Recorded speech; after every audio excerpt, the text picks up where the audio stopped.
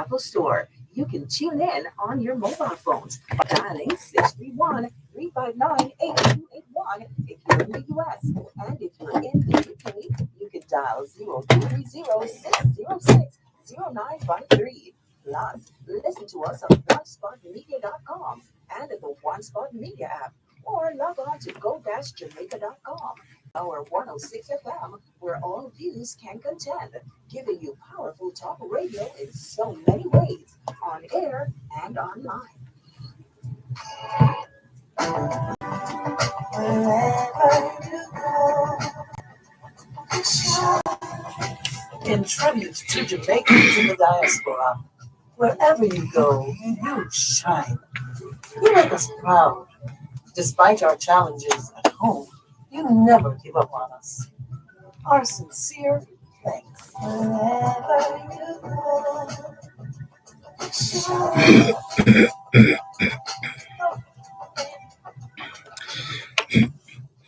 It is Saturday, the 31st and final day in the month of August 2024, and we greet you well, wherever in the world you are listening to us here on the Jamaican Diaspora live online on Power 106 FM. The program created especially for you, and yes, you too.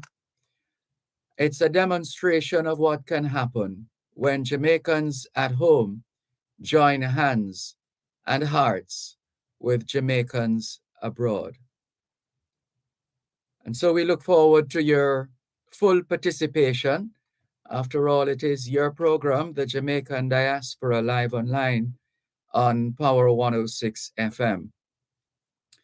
We'd also like to say good morning to Leo Gilling, who has been most generous in sharing a couple of his podcasts with us here on the Jamaican Diaspora live online, and we're going to play those for you in a little while from now. We also will share information, especially in relation to this week in Jamaica. In other words, we'll try and keep you updated even more with information and happenings in Jamaica so that you get a more detailed collection of data on happenings here in Jamaica, coming from a tried, tested, and proven source. And that would make receiving the information even easier because you are dealing with trustworthy individuals in terms of, everybody has a podcast or a page, etc. And for the most part, it's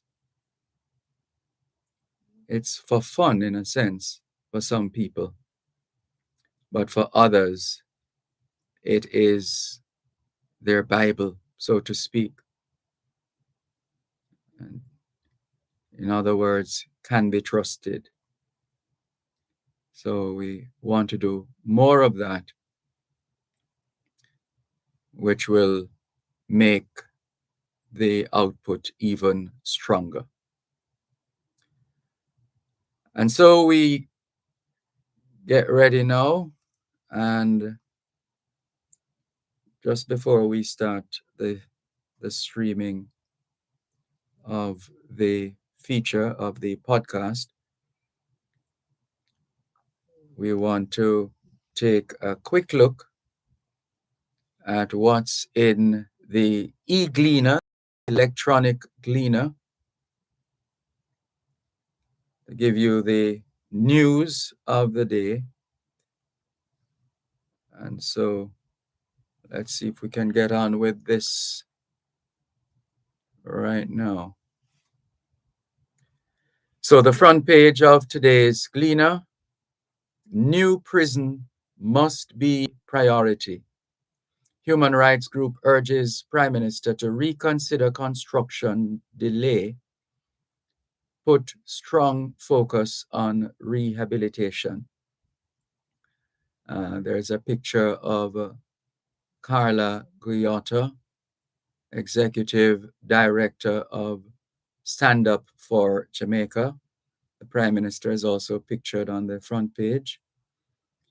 And there's a lady here washing pots on the front page. Yvonne Morgan, canteen cook at Holy Rosary Primary School in Kingston, was busy yesterday cleaning the utensils for the kitchen in preparation for the beginning of the new academic year on Monday,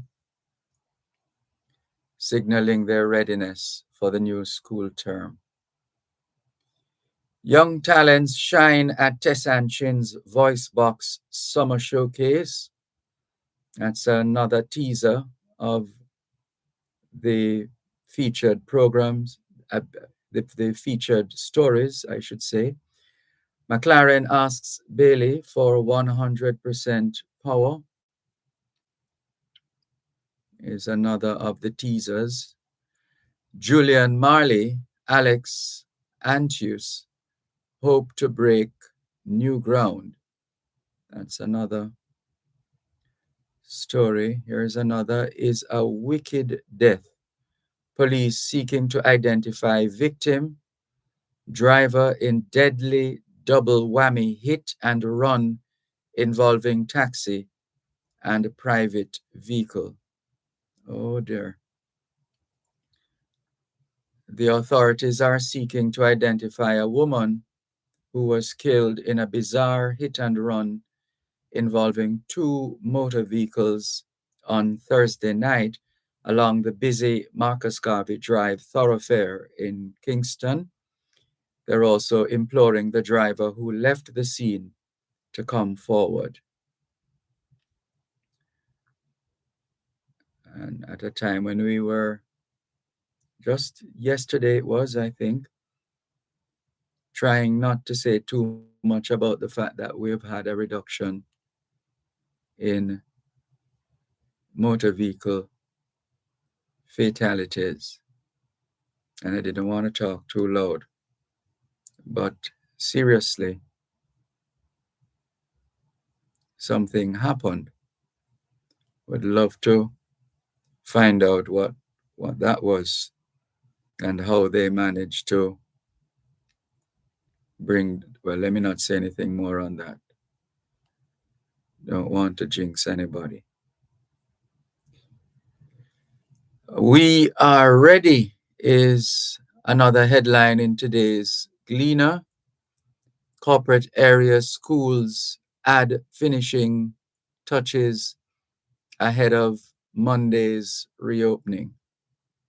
And there are pictures of the cleaning of the furniture, the classroom furniture, a gardener trying to cut the lawn, and supply woes, bad roads to greet new school year out west is another of the teasers. Sir Sridath Ramphal truly deserved the title of Caribbean Man is another story. The good heart section of the Gleaner: young talents shine at Tessan Chin's Voice Box Summer Showcase. And community spirit shines bright. Caribbean students bring joy to Bustamante Hospital. Educator Gary Stewart travels the world in 1 year of soul searching is another of the stories. Jamaican spoken word artists to perform in New York and Toronto. That's another I think we are going to leave it there for the time being. Those are just some of the stories in today's Gleaner. And Tony Dale writes about, well, the caption is, "Go ahead, make my day."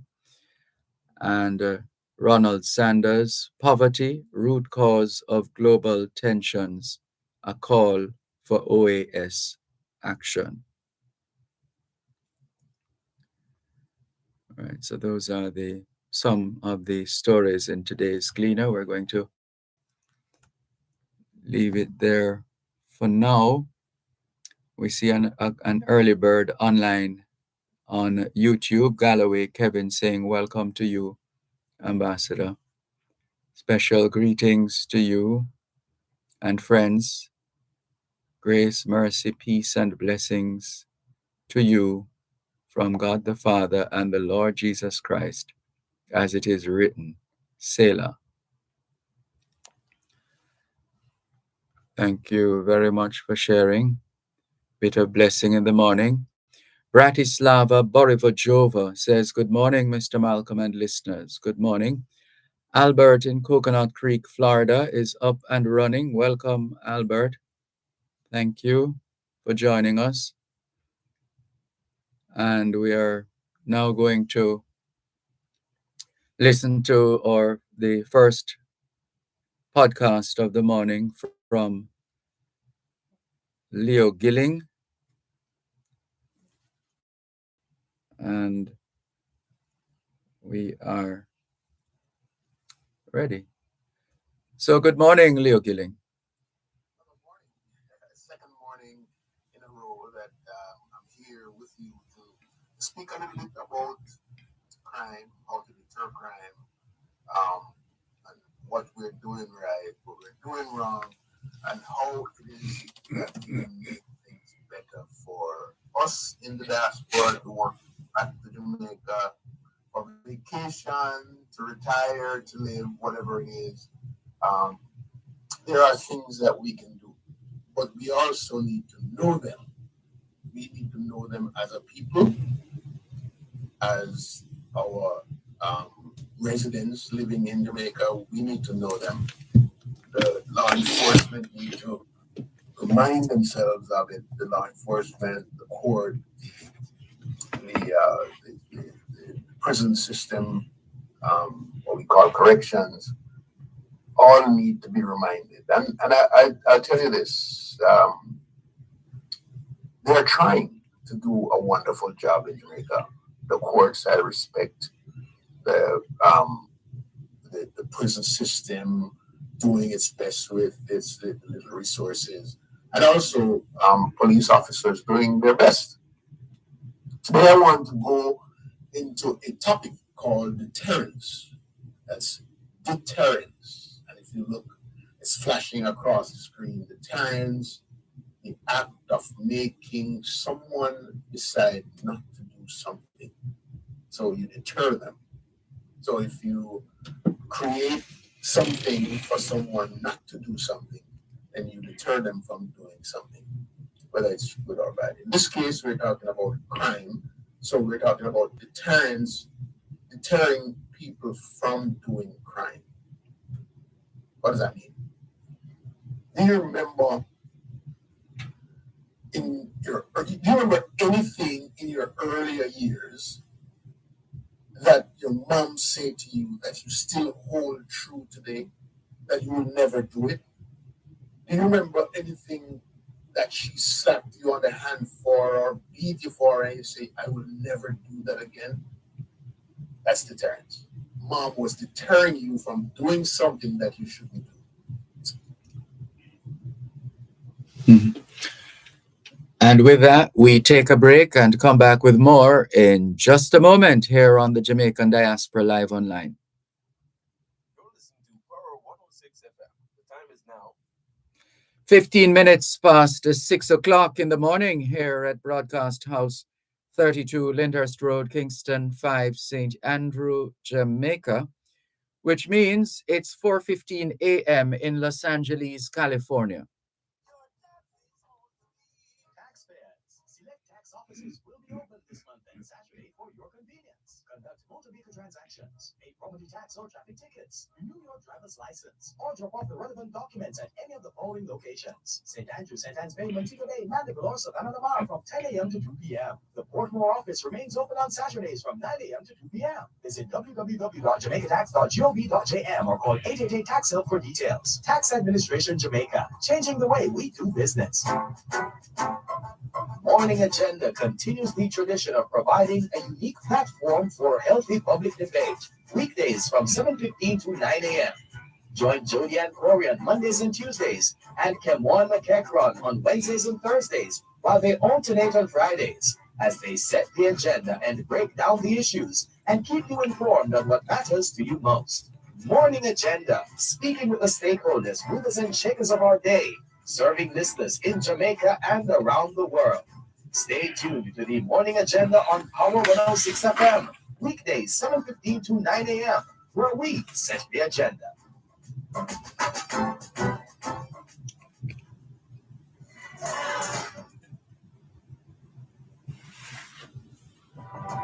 Wherever you go, in tribute to Jamaicans in the diaspora, wherever you go, you shine. You make us proud. Despite our challenges at home, you never give up on us. Our sincere thanks. Wherever you go.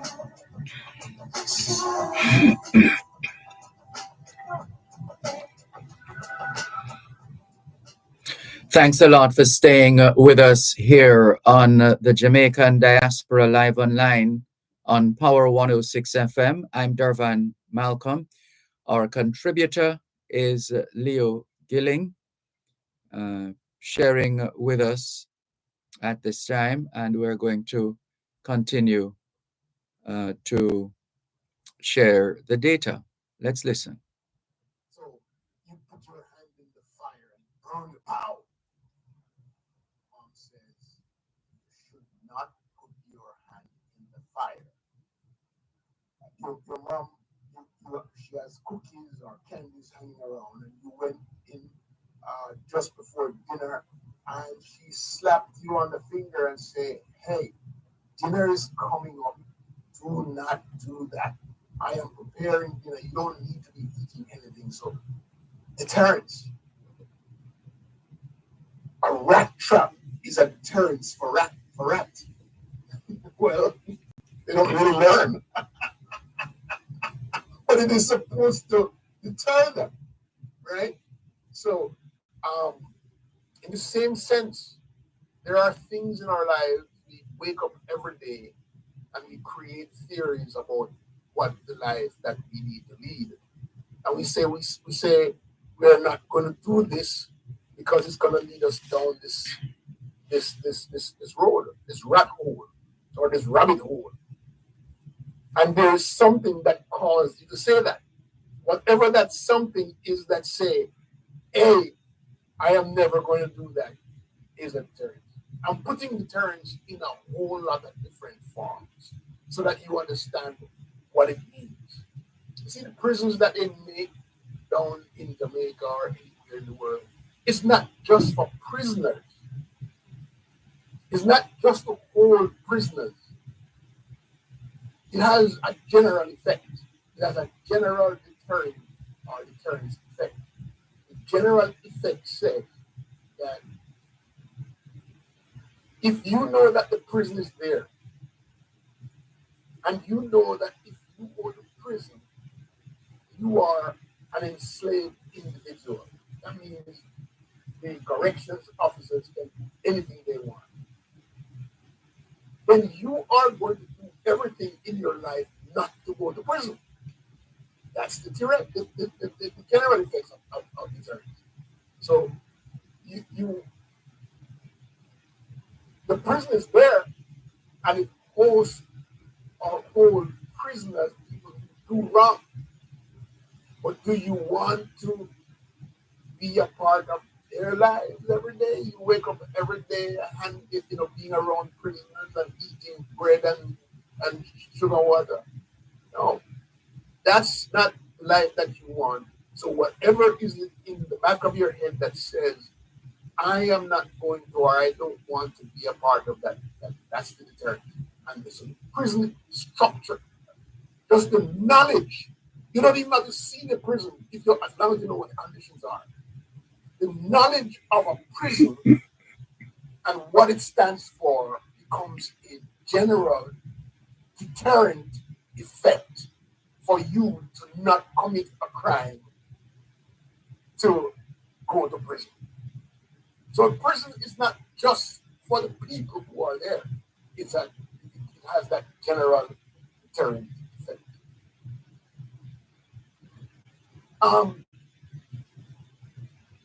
Capital punishment, the death penalty, is a deterrent. And some people say it serves as a deterrent only for the person who is going to die by hanging or by injection or by electrocution, right? But it also, in some people's minds, is a deterrent effect, the general deterrent effect for the people who are seeing this person die. And so, there are some people who argue that the death penalty is not a general deterrent. It could be if people fear enough, the whole idea of dying instantly or through electrocution. So it could serve as a general, but the thought, the professional and scientific thought is that it's an individual, only the individual will be deterred. And so deterrence is a strategy that's used to prevent people from taking certain actions. Right? And it's like warning an individual. It's like warning, if you do this, this is going to happen. From a bad standpoint, negative standpoint. If you drive 55 miles an hour in a 45-mile zone, and this is a great example of a deterrent effect, right? If you drive 55 miles in a 45-mile zone or a 25-mile zone, then what will happen? You will get stopped by the police officers. Now, this is the argument. If you drive 55 miles in a 25-mile zone, you will get stopped by the police officer. This is the language. So the possibility of being caught is high, which means that as you drive down the street, you are going to be looking at the signpost all the time to make sure that you are within the MPH that the government set. Because if you go beyond it, then there is a high possibility that the police will stop you. And then guess what? That's deterrence. So the police put some signs. Well, before you even get to putting up signs, just by reading the driver's manual and getting your driving certificate and getting your license is a process of deterrence, because they're preparing you that by the time you get on the road, that you'll be so scared you will stay within the limits of the law, right? So driving outside of the law, you will get stopped. That's what the law said. Will get stopped, will get a ticket, or you will go to prison. It didn't say you may, because if they put may, then you have the chance of, that you might not get stopped. And you put it in the context of Jamaica, we see police officers standing on the side of the street doing their work, right? And then the taxman come and just swerve around and gone, and the police don't do nothing. That is may. But if it were a case where, hey, taximan go through cars here and there, and he gets stopped by the police officer, get a ticket or go to jail, and serve them a deterrent. So all over the news, police having police officer. When you see the news and someone going to prison or going to court and going through the system and being processed and all that good stuff, those are deterrents. They're deterrents. They're setting measurements in your head. They're setting pictures and images in your head so that you will, when you're on the street, work within the law. That's what the law is about. So the law is a deterrent. It's giving you all of these situations. For deterrence to work, it must create some kind of fear consequence. The main idea behind deterrence is that it is a potential consequence. There's a potential consequence of an action that's severely enough, severe or enough to deter you. People will choose not to engage in the action just because they know that if they engage in that action, they will be caught. So there has to be a fear of a consequence. The next thing in deterrence is that there has to be clear communication. What does that mean? It means that if you do this, you will get burned. Mom says, if you eat the candy just before dinner, she is going to slap you. You're afraid of getting slapped. Right? If you drive more than 65 miles an hour on the road, you will get a ticket. It's not saying that you may get a ticket. So the communication must be clear. Must be clear that you will be caught. So you drive down the street sometimes and you see a flashing light coming up, and it looks like a police car. And when you get close to it, it's just a police car parked on the side of the street. But the light is flashing. That's a deterrent because traffic slows down. People are going to stop or slow down or start driving within the speed limit when they see that light on the car. That's a deterrent. It's clear. So if you do this, then you will get that. If you commit the crime, you are going to go to jail. That's the language in the law. Okay?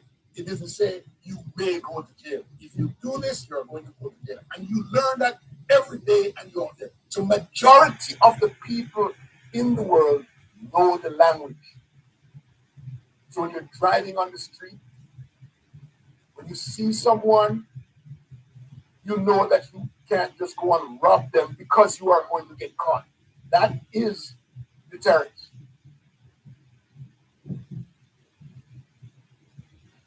Deterrence must be credible. The threat of the consequence must be credible.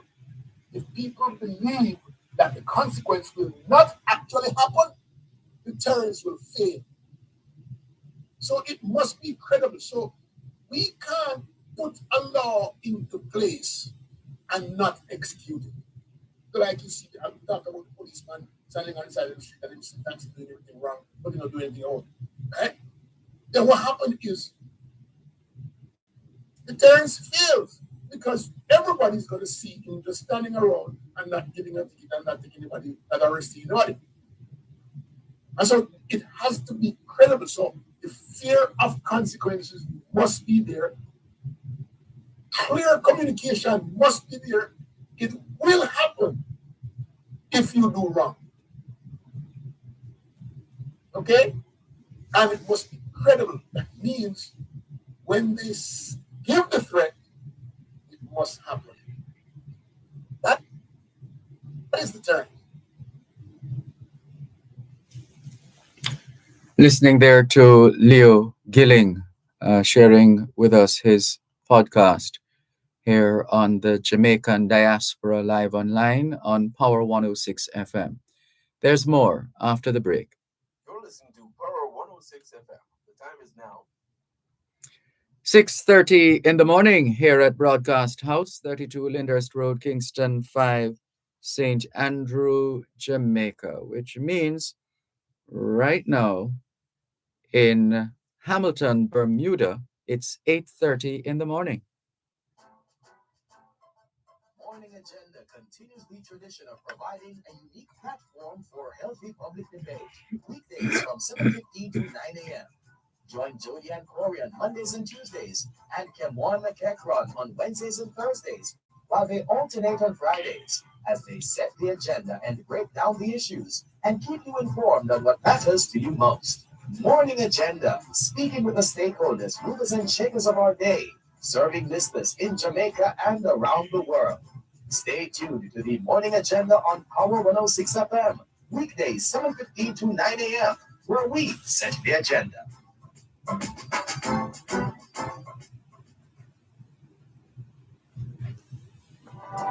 Wherever you go, in tribute to Jamaicans in the diaspora, wherever you go, you shine. You make us proud. Despite our challenges at home, you never give up on us. Our sincere thanks. Wherever you go, shine.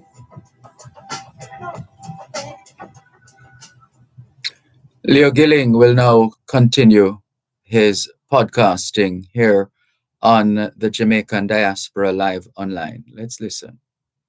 So we talked a little bit about the prison system in Jamaica. And if we have a low conviction rate, meaning that there are a lot of crime happening around us, people get arrested but not convicted, we're doing something wrong. Then what happens is, if the conviction rate is low, then people are going to say that it's not credible. The system is not credible. The deterrence system is not credible. So they're going to continue to break the law. And sometimes people aren't about breaking law, but if every time you get stopped, you can hand the police $100 bill and get away and you don't have to go to court, then that's what always happens. People are going to take the easy way around because they're not going to get a ticket. They don't have to put aside a time to go to court. They don't have to face the judge, and they don't have to pay a penalty without going to prison and get the car taken away. Or they just pay the policeman $100 and they're gone. No deterrence. And that breaks down the system tremendously. It breaks down any direct deterrence system. And in order for deterrence to work, police must be credible. They must do their work. They must do it fairly, justly, make people understand that they are doing their jobs anyway, even though we smile with you. I'm doing my job, right? And the system must be clear. So the prison system in Jamaica must be able to have the capacity to hold every criminal. And people must know that. Know that there is enough spaces in the criminal justice system in Jamaica so that when judges run into a person and they know that person committed the crime and they don't have enough evidence, or they have enough evidence and they can't put them in prison because there's no space, that's a problem. Deterrence fails. Right? So we need to up the conviction rate, providing enough prison space to hold capacity so that judges can send them to prison. And then general populace will see that everybody who commits a crime and get to go to court and they're guilty, they are going to go to prison. If they don't see that happening, if every time you see people go to court and they get off, who cares? I will commit the crime and just do a couple of days a court and then I'm going to get away. So the deterrence fails, right? It's important that we up our conviction rate. It's important that we collect good evidence so that when it gets to court, there's no turning back. It's important that our police officers do credible work on the road or in homes so that people, the general populace, will see that the system is working and know, and everyone will fear the consequences. That's how deterrence works. There must be a fear factor in there. Fear that if they do it,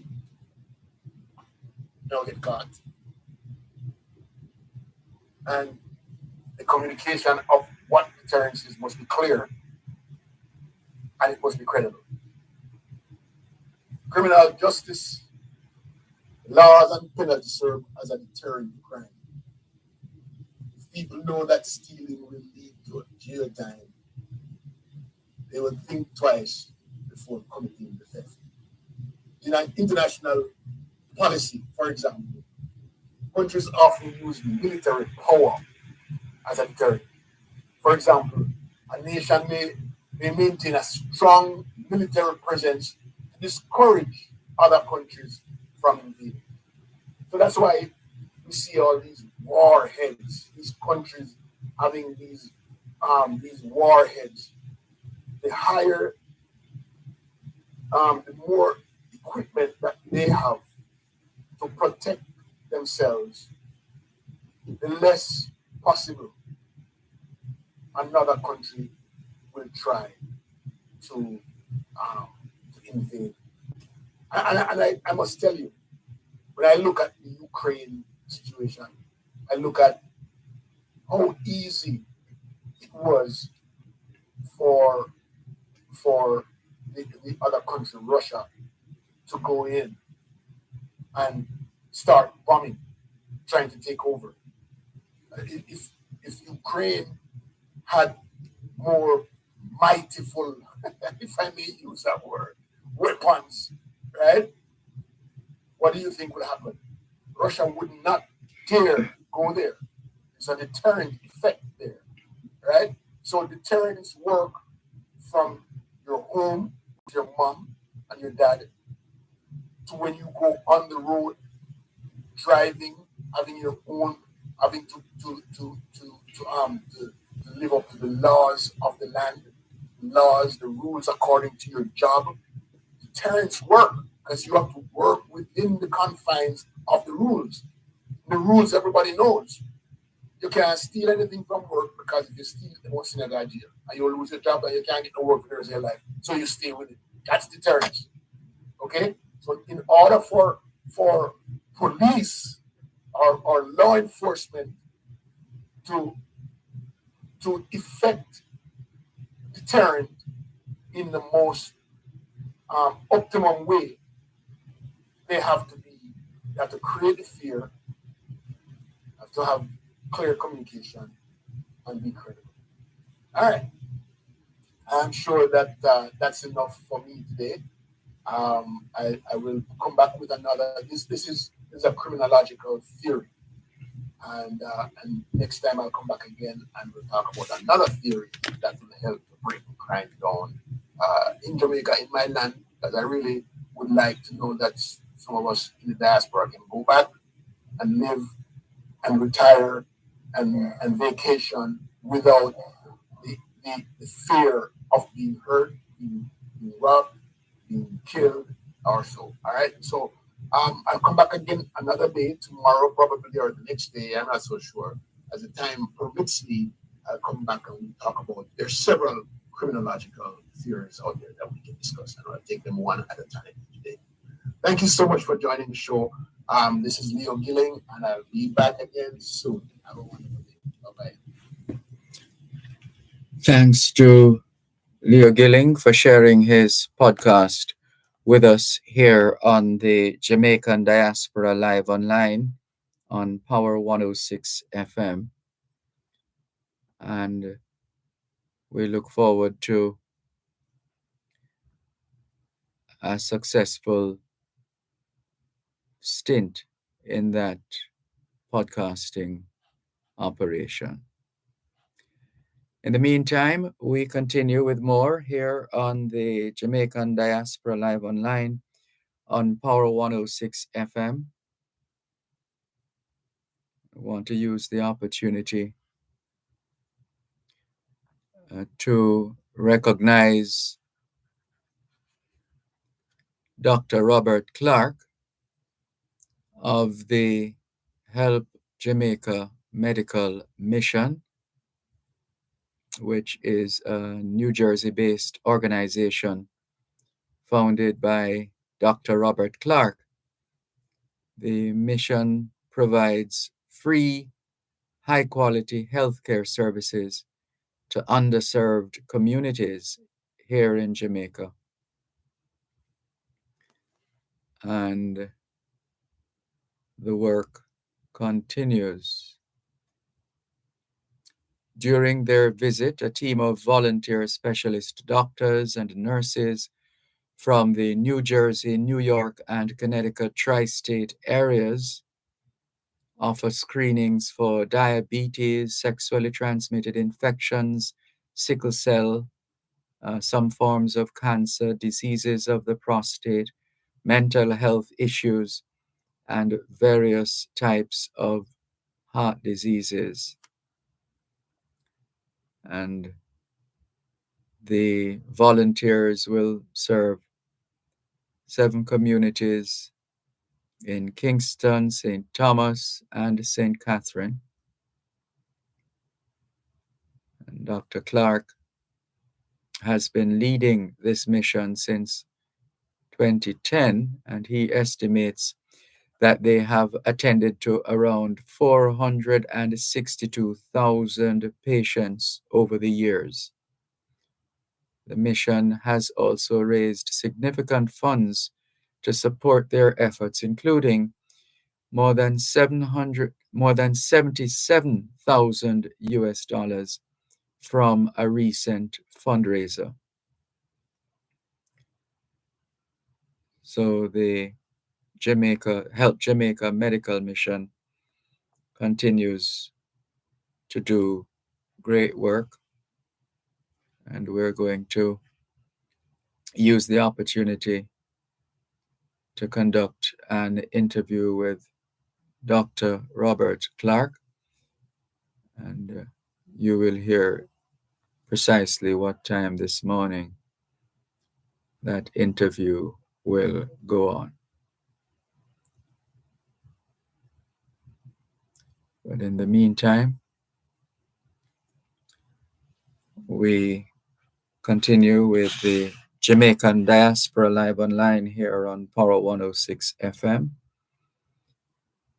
And we're going to be a little earlier for the first interview, which will be that of the General Manager of JN Money Services, Mr. Horace Hines.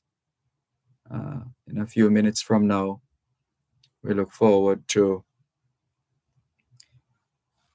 hearing what's been happening in terms of the outreach efforts of JN Money Services and the community work that they have been doing. That is worth featuring here on the Jamaican Diaspora Live Online. So standing by for the break, and then we will come back with more in a moment. You're listening to Power 106 FM. The time is now 15 minutes to 7 o'clock in the morning here at Broadcast House, 32 Lyndhurst Road, Kingston 5, St. Andrew, Jamaica, which means it's 3:45 a.m. in Anchorage, Alaska.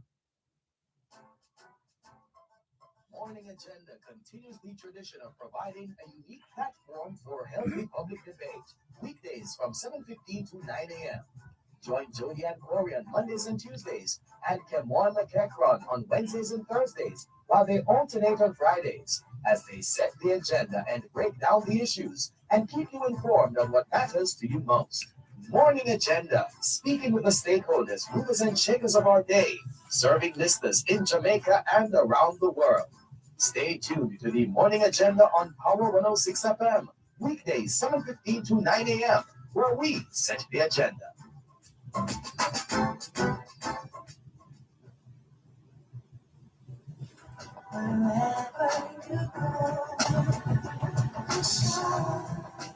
In tribute to Jamaicans in the diaspora, wherever you go, you shine.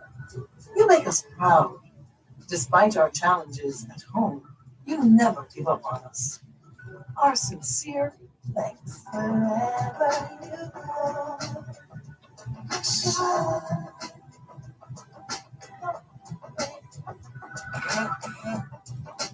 You need to know.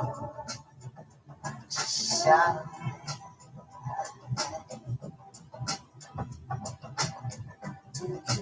Anything you want to be.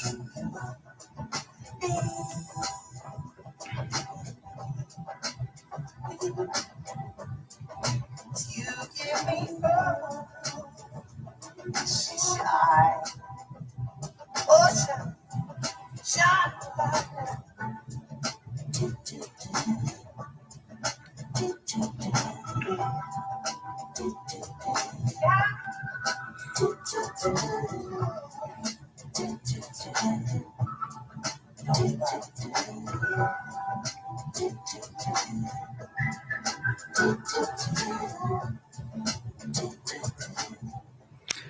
So the JN Group has launched its I Support Jamaica Fund for Burial Victims. The JN Group, through JN Money Services Limited and JN Cayman, has established the I Support Jamaica Fund to facilitate donations to help Jamaicans most affected by Hurricane Beryl. The fund is managed by the JN Foundation and has the support of the governments of Jamaica and the Cayman Islands. Contributions are focused on fueling the recovery efforts for schools and communal spaces. Beneficiaries include government agencies leading the recovery efforts, registered charities, community groups, and non-governmental organizations operating in communities most affected by the hurricane. Contributions are being accommodated through the JN member companies, JN Cayman, JN Money Services Cayman Limited, trading as JN Money, and JN Bank, which have all waived banking and transaction fees to accommodate donations to the relief fund. Options to donate include local ACH and RTGS bank transfers, international wire transfers, and money transfers via JN Money. In-person donations are also accepted at JN Cayman, all JN Money locations in the Cayman Islands, and JN Bank in Jamaica. A working committee comprising representatives from the governments of the Cayman Islands, Jamaica, Government of Jamaica, and the JN Foundation has been established to give oversight to the fund. And Horace Hines is General Manager for JN Money Services Limited. In fact, he's scheduled to speak with us in a few minutes from now. But Horace Hines is general manager for the JN Money Services Limited, and he is encouraging Jamaicans, Caymanians, and others in the diaspora and around the globe to support the initiative, noting that it will help significantly with rebuilding lives and restoring hope in affected communities. Preliminary estimates indicate that the early season hurricane caused extensive damage across several sectors, including some $10.25 billion in damage to the main road network and an estimated financial loss of $4.73 billion to the agricultural sector. The Ministry of Education and Youth also reported that Hurricane Beryl caused $797 million in damage to schools in 6 of the 7 educational regions. This is a challenging time for many of us,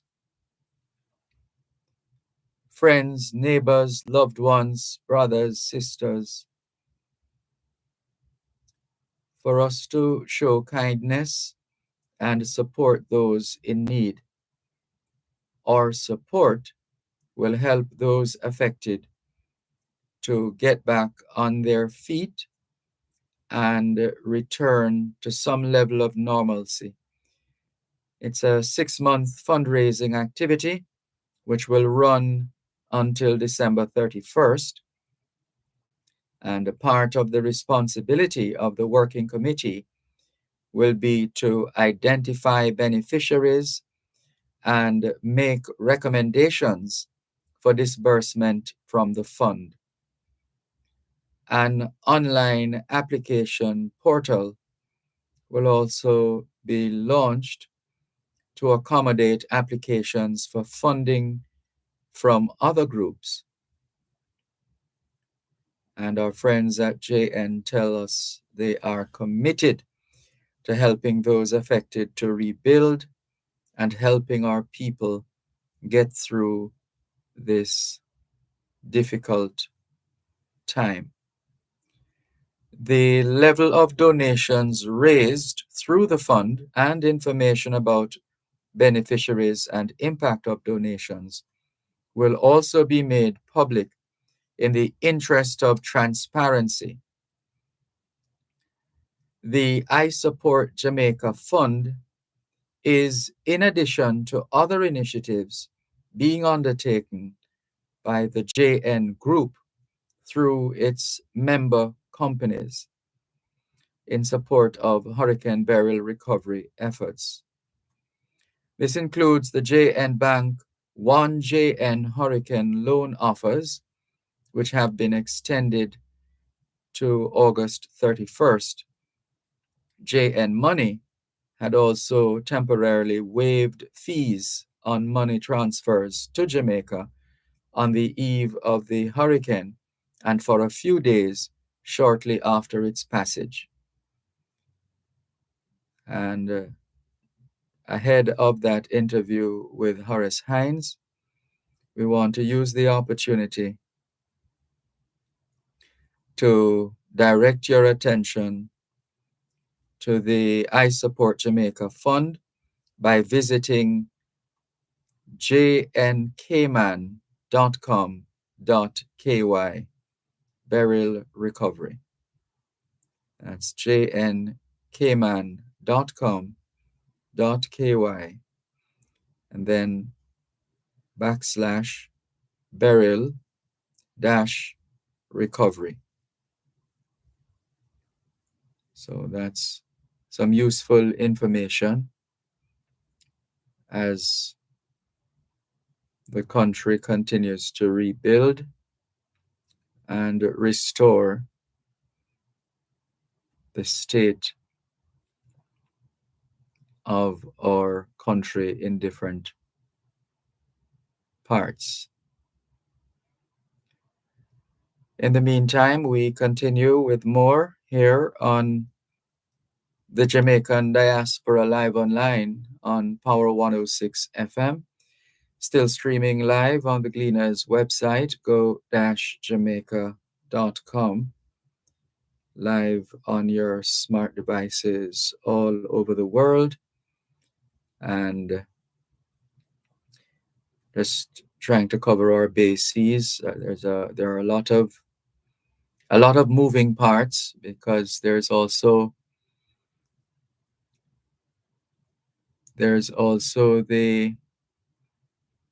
that container owned by Jamaicans that has played a role as well in receiving items, storing in some respects, and distributing ultimately. So that's another area of interest. And happening in a few days, although preparations have started already, the annual outreach effort of the Help Jamaica Foundation. That work is continuing. That's usually the back to school medical mission, the Help Jamaica Medical Mission. The team just about ready, if not already getting things together. And so we want to encourage our students and their parents and guardians to look out for the volunteers. A kind word, thank you, all the best, words of encouragement, etc. Well, you don't even need to, but that alone would be considered enough of a recognition that someone who has benefited has taken the time to say thanks and to, where there is a need, a handshake, a warm embrace, and as we said, kind words. It's a lot of work that they have been doing over the years, and the work continues. And we look forward to learning more of how this year's Help Jamaica Medical Mission has been going,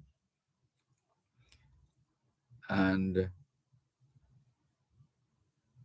how the various communities will be receiving members of the diaspora and those right here at home as they take up their respective positions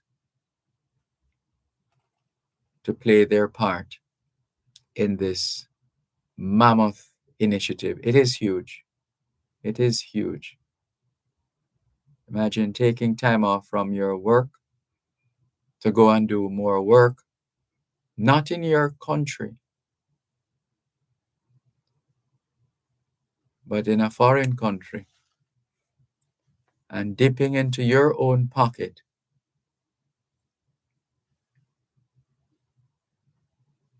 to purchase a ticket to fly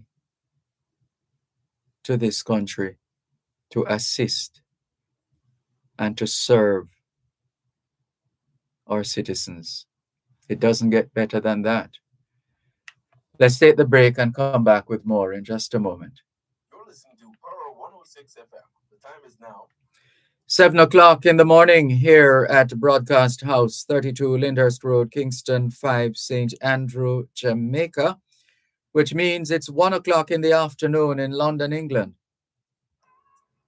Power 106 FM, the digital sound, and now reaching you in more ways.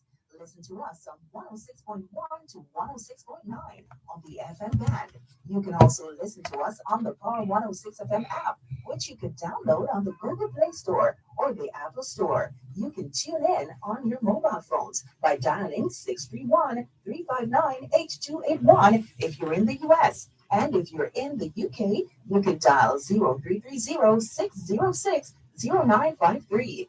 Plus, listen to us on onespotmedia.com and the One Spot Media app, or log on to go-jamaica.com. Power 106 FM, where all views can contend, giving you powerful talk radio in so many ways, on air and online. Both sides of the story. Confidence in those who serve, especially in the public sector, is vital to Jamaica's progress towards Vision 2030 and beyond. Many people have quietly and diligently given sterling service over the years to the benefit of many Jamaicans at home and across the world. Our 106 FM, in playing its part in showcasing those individuals who've served in building our nation and to create greater public understanding and appreciation of their sacrifice, presents the feature Service Stalwarts. Listen to Service Stalwarts every Wednesday at 4 p.m. during Both Sides of the Story with Dervan right here on Power 106 FM. Both sides of the story. Join your favorite nighttime show, Dear Pasta, with Reverend Dr. Aaron Damas, Monday to Thursday from 9 to 11 p.m. Call in or text in and have great discussions with Dear Pasta as we exchange views on a range of subjects. That's Dear Pasta with Reverend Dr. Aaron Damas, Monday to Thursday from 9 to 11 p.m. right here on Power 106 FM, the Power 106 FM app, and go-jamaica.com. The Auto World. It's the only program on Jamaican radio dedicated to the world of automobile. It's the Auto World with Shelly and McLagan. Get news and reviews relating to vehicles and automotive technology. Learn the ins and outs of mechanical operation. Find out about the various stakeholders in the local and international automotive sectors. From auto finance to road safety to motorcycles, the Auto World is your one-stop shop for everything auto. That's the Auto World with Shelly and McLagan. Weekdays at 5:15 p.m. on Power 106 FM and the Power 106 FM app.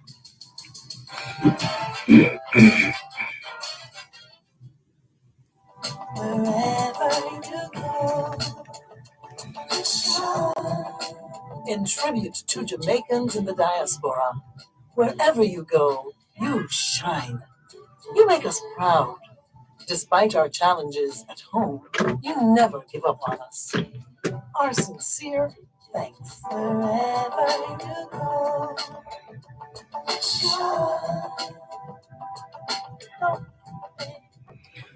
Thanks a lot for making it the Jamaican Diaspora live online on Power 106 FM. I'm Dervan Malcolm. At this time, we want to look at the JN Group's launch of the I Support Jamaica Fund for Beryl Victims. And joining us for that is the General Manager of JN Money Services, and that is Horace Hines. Mr. Hines, good morning to you, sir. How are you? I'm doing very well, Dervan. Good morning to you. Good morning to your listeners. Thank you very much for joining us here on the Jamaican Diaspora live online. And it's good to talk with you again. It's been a while. Yes, it's been some time, but here we are today. Yes, indeed.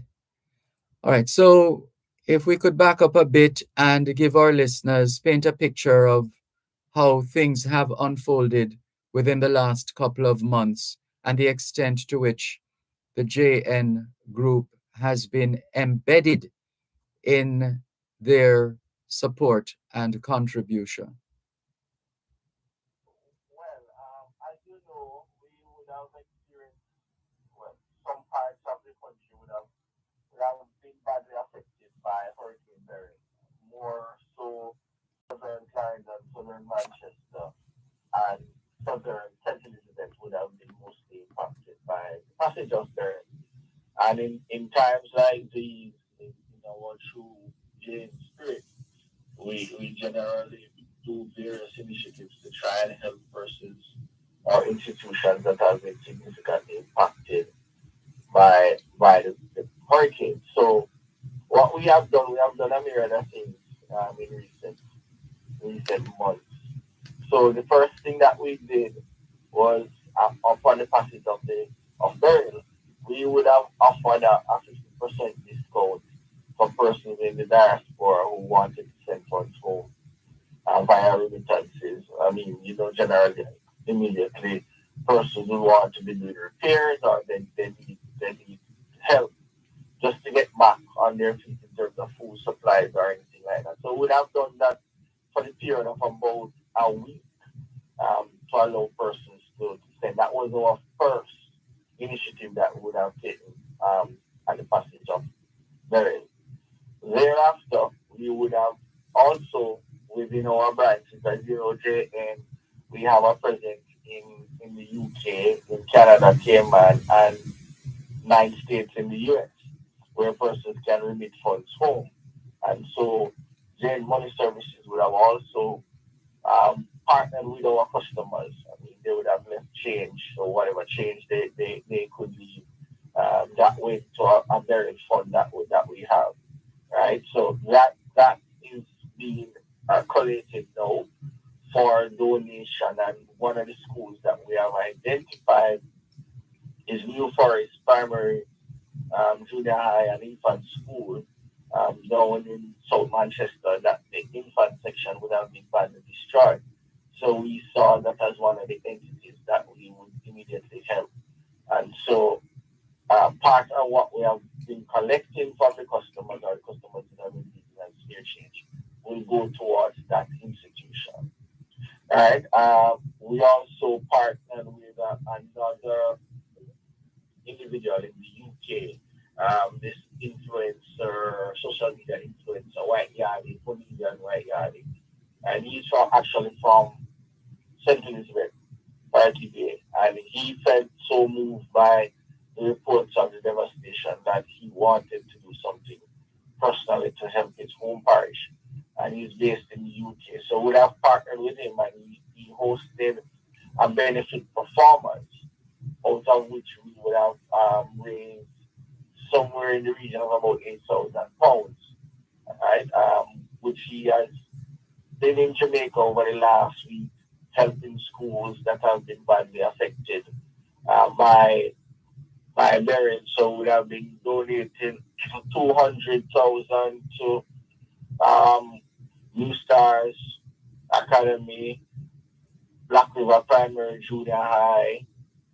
There is a boys' home up in Malvern that would have also been donating to. So we have been helping those schools out of the proceeds of burial, as and out of the proceeds of the show that was held in the UK, right? And he also would have been assisting some individuals with back to school items as part of that give back effort that we will have partnered with him to host.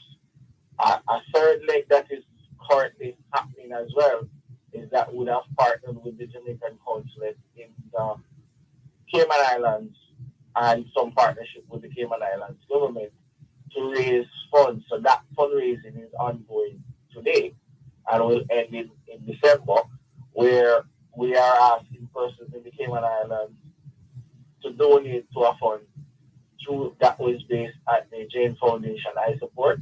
And so persons are asked to contribute to that. So you can either donate to our JN Money stores in Cayman, you can do it through our other company in Cayman, JN Cayman, which is a building society, or you can do a wire transfer directly to the Jane Foundation I support initiative. And all of those funds will be presented to the foundation, and then projects will be identified that would be overseen by Jane Foundation with representatives from Cayman Islands to ensure that the projects are worthy and that the funds are being dispersed in a manner that's consistent with the project.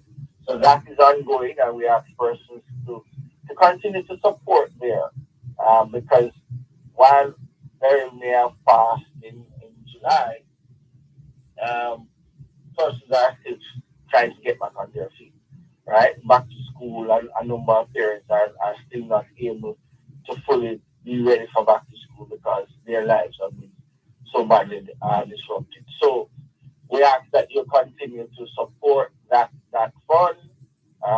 I support through the Jane Foundation um, for burial relief, right? Mm-hmm. Finally, there were the funds that we would have raised from the customers leaving the change in our stores in the Cayman Islands, USA, UK, Canada, amounted to just about $1 million that we Wow. have earmarked to help the New Forest primary and junior high. So the infant section, as I said, the roof was completely destroyed. So they have a project ongoing. So that fund will be donated to New Forest within the coming week to help with getting themselves ready for back to school. Mm-hmm. Boy, it sounds like a whole heap of work. Yes, but you know what? We are in any sort of devastation or any sort of need like this. The game group always seeks to ensure that we are there to help our members, our customers to find a way. So we support any community that we are based in, whether in the diaspora or in Jamaica. It's always our initiatives to ensure that we help the environment and the communities in which we are based. Mhm. And just remind us of the respective uh, areas that you're looking to continue supporting in this manner before it ends, because there's a point at which the collections will come to an end, right? Right. So right now we are in fundraising mode for the I Support Fund, that very I Support Fund that we have launched in the Cayman Islands. So that's ongoing, and we ask persons to either visit one of the J Money locations to donate.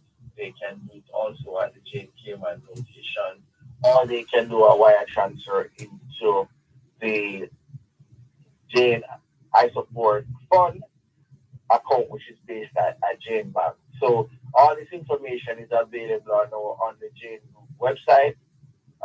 Once you go to janegroup.com, you will see the initiative, the burial fundraising initiative that we have going on now, the I Support Fund.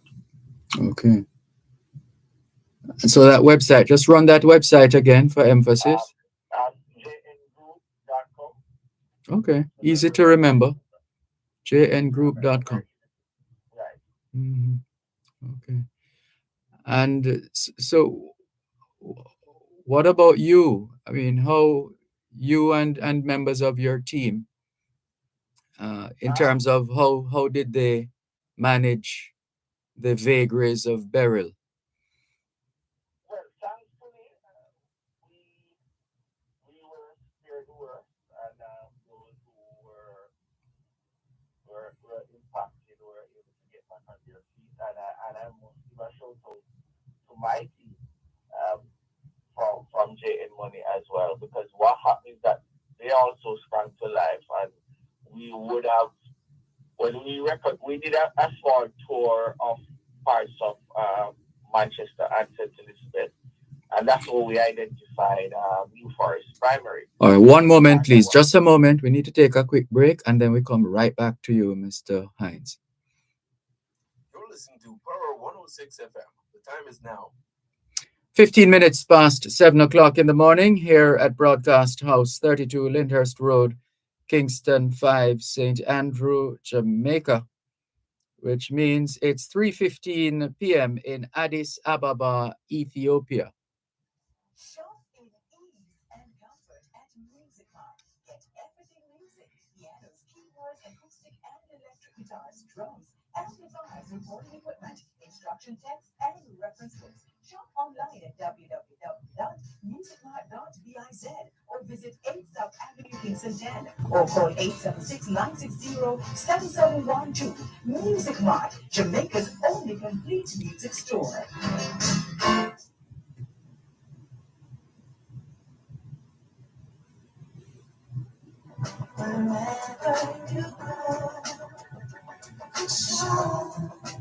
Contribute to Jamaicans in the diaspora, wherever you go.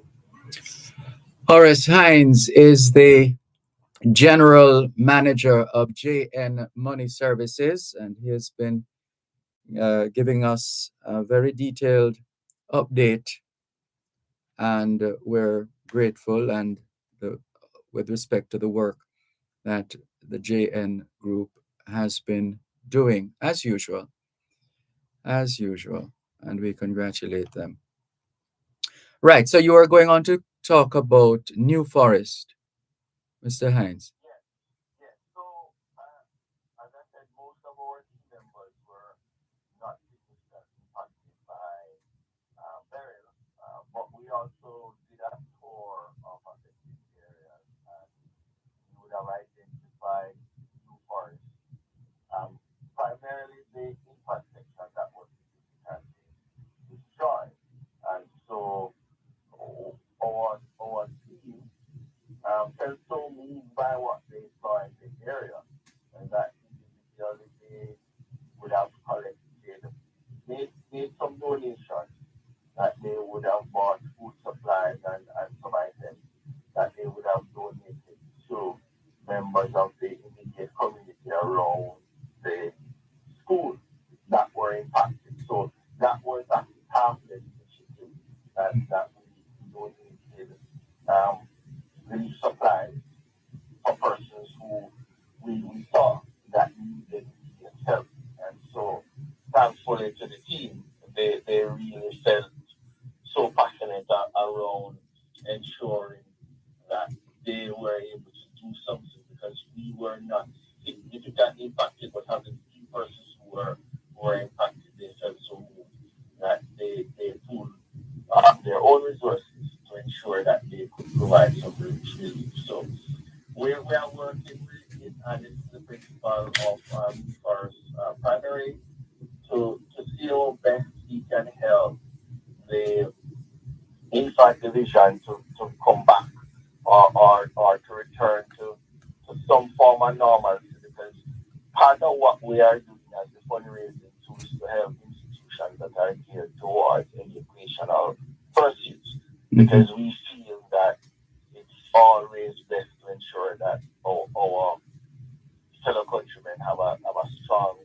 rooted foundation in education. So we try as best as possible to assist such causes. Mm-hmm. Well, we want to salute you and your team for the tremendous contribution that you continue to give in service to our country, Jamaica, land we love. Once again, listener, sorry, go ahead. No, I was saying thank you. And we continue to do the good work, and we hope that we are able to provide some financial solutions to the people we serve, and as we seek to ensure that our community security is maintained. Indeed. Well said. Thank you very much. Always a pleasure, Horace Hines. All the best to you and the team. Thank you very much, Dervan. All right. Thank you. Take care. Bye-bye. That's Horace Hines, General Manager of JN Money Services, giving us a comprehensive update of work done by members of the JN Money team, and we thank them and congratulate them and wish them well in the spirit of kindness. We continue with more on the Jamaican Diaspora live online on Power 106 FM. And there are others who are doing what little they are able to do. Seeing here information from Gloria Henry saying it started in Emancipation Day with an outreach to assist victims of Hurricane Beryl in Flagaman District in St. Elizabeth and will culminate with a roof to a house for a family in the same community. Thanks to my team members at the Montego Bay Free Zone and the hashtag BPIAJ, hashtag GSAJ, the team, hashtag Unique Vacations, at Micah Vassell, and many more persons who made this happen. And Gloria Henry herself, evidently involved in work, hands-on. She's not just delivering commands, but she herself has been playing her part in the aftermath of Hurricane Beryl, in particular in Flagaman District in St. Elizabeth. So thank you very much. So far, so good. And we will now need to turn our attention to Team Jamaica Robotics. That's where we have arrived, and we're going to take you there in a moment. Team Robotics. Let's see. So Carleen Largy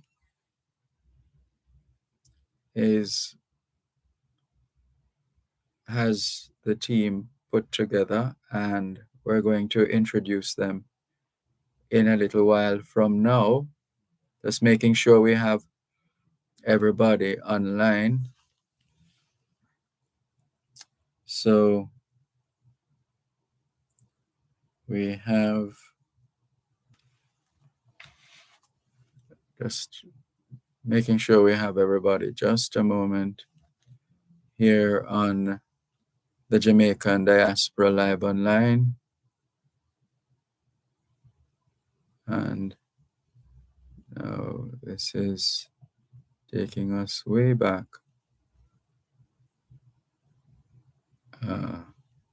Robotics. As we continue. Okay, here we go. So this is it. So the UJA requesting airtime to celebrate Team Jamaica Robotics as they prepare to go to Athens, that's in Greece. And let's see if we can bring it up right here now. August 31, Right, so Jamaican high school students are in the throes of preparing to join students from over 190 countries in the first Global Challenge 2024, aka the Robotics Olympics, in the home of the Olympics, Athens, Greece. The Union of Jamaican Alumni Associations, USA, Inc., is thrilled to announce that Jamaica has been invited to participate in this 8th staging of the first global challenge. And this is not to be confused with uh, the bank in Jamaica. This is the organization that puts together Robotics Olympics. And it's a technical pursuit and advancement. So the Union of Jamaican Alumni Associations, USA, Inc., is thrilled to announce that Jamaica has been invited to participate in this 8th staging of the first global challenge. And this will run from September 26 to 29. Since the inception of this annual event in 2017, UJA has been committed and remains committed to ensuring that the students are prepared to not just participate in this robotics Olympics, but also to enjoy the experience of being ambassadors on the world stage. Each year, the Jamaican team of students has proven that Jamaica is little but Talawa by taking home at least one of the 19 awards of excellence given annually. With a robot kit in hand, preparation for all aspects of the competition is taking place in Kingston. Schools represented on the 2024 team delegation are American International School of Kingston, Campion College, Hillel Academy, Immaculate Conception High School, Kingston College, and Wolmer's High School for boys. So by bringing the world together with the shared mission of this year's theme, Feeding the Future, First Global and its partners in government and the private sector are fostering a global community of innovators dedicated to creating a brighter tomorrow for all. Over the past 7 years, Team Jamaica Robotics has had the support and sponsorship of the Union of Jamaican Alumni Associations, UJA, which is based in New York, and its 64 member alumni associations in the diaspora. The cost and undertaking have increased as the competition travels around the world. Despite air travel subsidy from FIRST, UJA needs help in raising $20,000 US as they work towards assuring that this is a reality.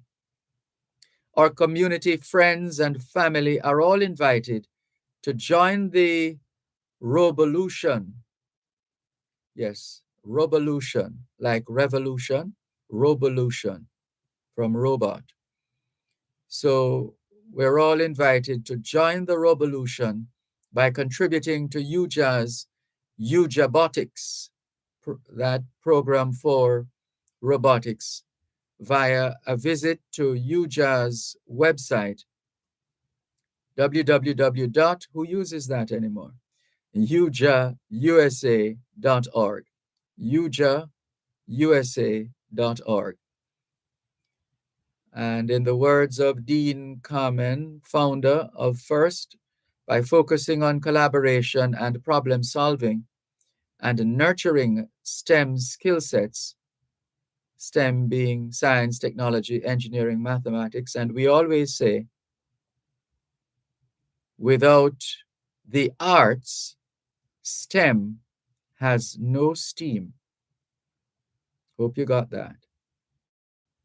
So by focusing on collaboration and problem solving and nurturing STEM skill sets. The first global challenge provides an exceptional opportunity for transformational learning for youth around the world.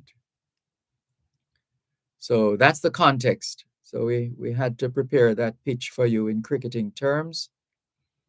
So that's the pitch. So now we need to bring in, I almost said rope in Jamaican style. We now need to bring in to the fold. We now need to bring into the fold the participants. Just trying to find my list. I had it the whole time, and the moment time to go on, the list is playing games. Right. All right. Oh dear, so sorry about that. We have the names here. Just want to make sure we're assigning the proper names to the individuals who are going to be speaking. But all right, please bear with us. Let's just bring up the theme for a moment, please. You're listening to Power 106 FM. The time is now. Look at the time. Sorry about that. It's 7:32 in the morning here at Broadcast House, 32 Lyndhurst Road, Kingston 5, St. Andrew, Jamaica, which means it's 5:32 p.m. in Akhtar, Kazakhstan. Join your favorite nighttime show, Dear Pastor, with Reverend Dr. Aaron Damas, Monday to Thursday from 9 to 11 p.m. Call in or text in and have great discussions with Dear Pastor as we exchange views on a range of No, sorry, yes, it's not. Yeah, you're right. Dr. Aaron Damas, Monday to Thursday from 9 to 11 p.m. right here on Power 106 FM, the Power 106 FM app, and go-jamaica.com. Okay, I had the list here from morning. Power 106 FM, the digital sound, and now reaching you in more ways. Listen to us on 106.1 to 106.9 on the FM band. You can also listen to us on the Power 106 FM app, which you can download on the Google Play Store or the Apple Store. You can tune in on your mobile phones by dialing 631-359-8281 if you're in the US. And if you're in the UK, you can dial 0330-606-0953. Plus, listen to us on OneSpotMedia.com and at the One Spot Media app, or log on to go-jamaica.com. Power 106 FM, where all views can contend, giving you powerful talk radio in so many ways, on air and online. Both sides of the story. Confidence in those who serve, especially in the public sector, is vital to Jamaica's progress towards Vision 2030 and beyond. Many people have quietly and diligently given sterling service over the years to the benefit of many Jamaicans at home and across the world. Our 106 FM, in playing its part in showcasing those individuals who served in building our nation and to create greater public understanding and appreciation of their sacrifice, presents the feature Service Stalwarts. Listen to Service Stalwarts every Wednesday at 4 p.m. doing both sides of the story with Dervan right here on our 106 FM. Both sides of the story. The auto world. It's the only program on Jamaican radio dedicated to the world of automobile. It's the Auto World with Shelly and McLagan. Get news and reviews relating to vehicles and automotive technology. Learn the ins and outs of mechanical operation. Find out about the various stakeholders in the local and international automotive sectors. From auto finance to road safety to motorcycles, the Auto World is your one-stop shop for everything auto. That's the Auto World with Shelly and McLagan. Weekdays at 5:15 p.m. on Power 106 FM. It's the instructional sheet.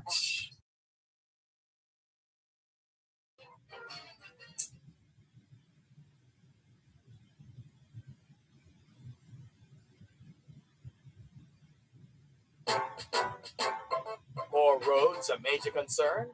What about those drains that are in need of repair or cleaning? Who's responsible for repairing my road and when will it be done?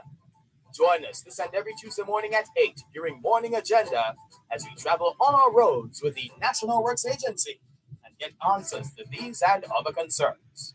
You're welcome to visit their website at www.nwa.gov.jm. See the tender notices link for projects to be undertaken. You may also call them toll free at 1-888-429-5NWA. That's 1-888-429-5692. Or follow them on Twitter at NWA_JA and Facebook at www.facebook.com/NWA Jamaica. The National Works Agency, developing safe, reliable, and quality roads. Oh, come on. It's here. It's there.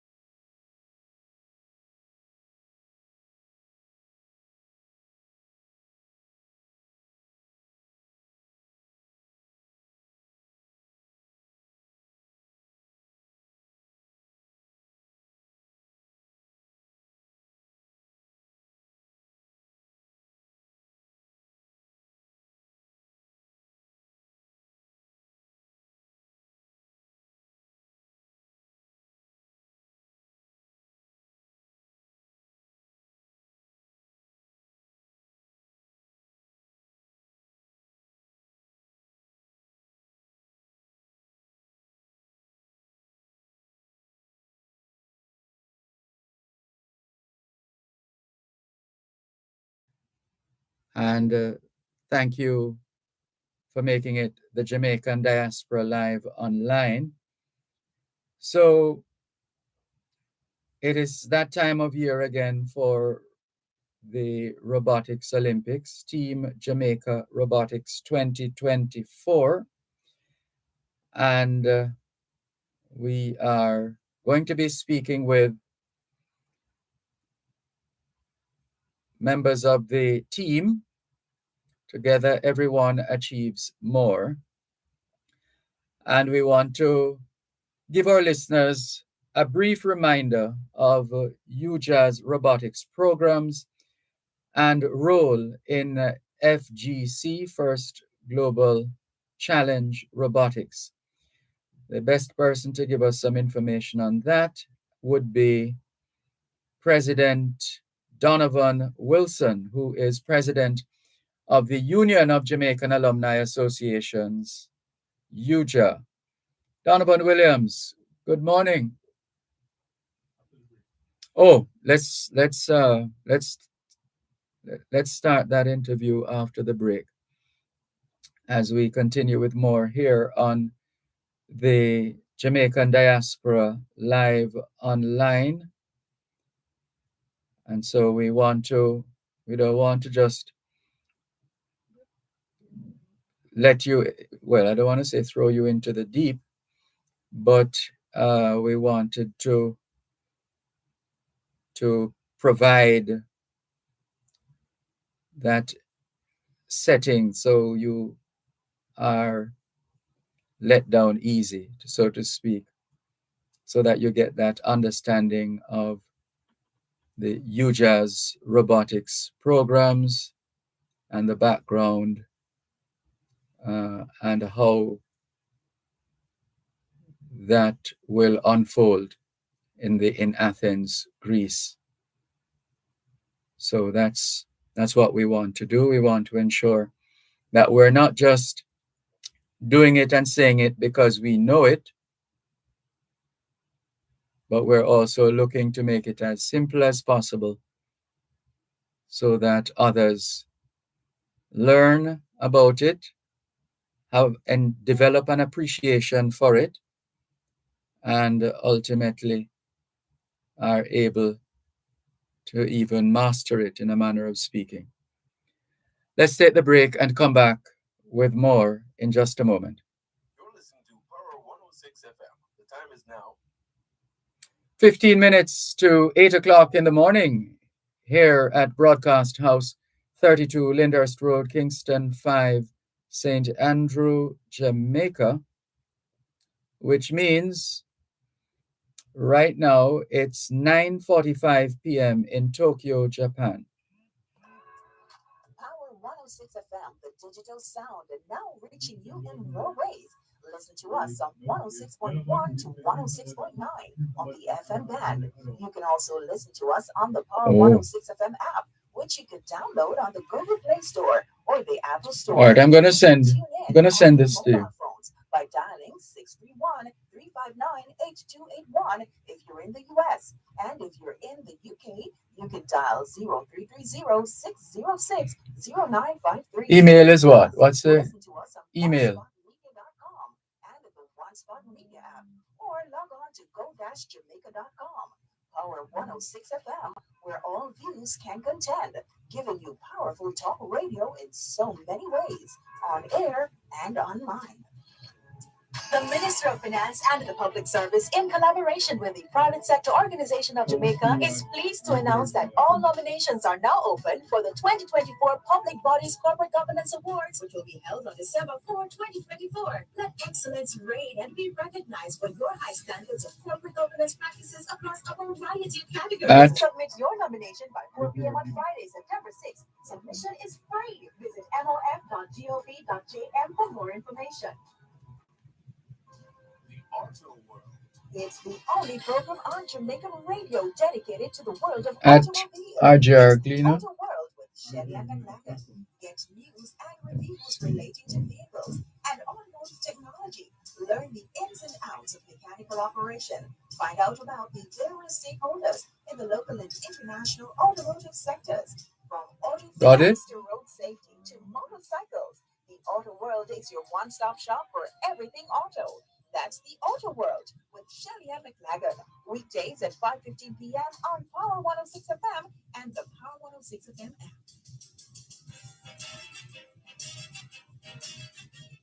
Both sides of the story. Confidence in those who serve, especially in the public sector, is vital to Jamaica's progress towards Vision 2030 and beyond. Many people have quietly and diligently given sterling service over the years to the benefit of many Jamaicans at home and across the world. Our 106 FM, in playing its part in showcasing those individuals who've served in building our nation and to create greater public understanding and appreciation of their sacrifice, presents the feature Service Stalwarts. Listen to Service Stalwarts every Wednesday. This should be fine. Doing both sides of the story with Dervan right here on Power 106 FM. Both sides of the story. Join your favorite nighttime show, Dear Pasta, with Reverend Dr. Aaron Damas, Monday to Thursday from 9 to 11 p.m. Call in or text in and have great discussions with Dear Pasta as we exchange views on a range of subjects. That's Dear Pasta with Reverend Dr. Aaron Damas, Monday to Thursday from 9 to 11 p.m. right here on Power 106 FM, the Power 106 FM app, and go-jamaica.com.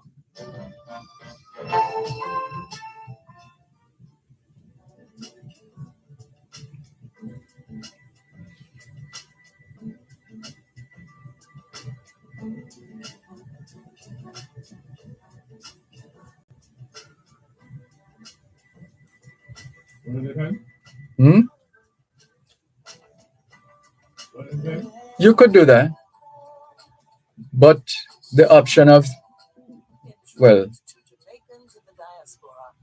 yeah, just keep them included. Just keep their lines open. Despite our challenges at home, you never give up on us. Our sincere thanks.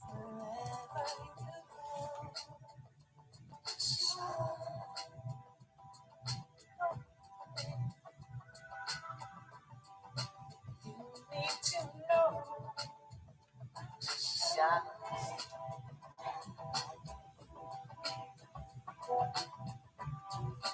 Anything you want to be.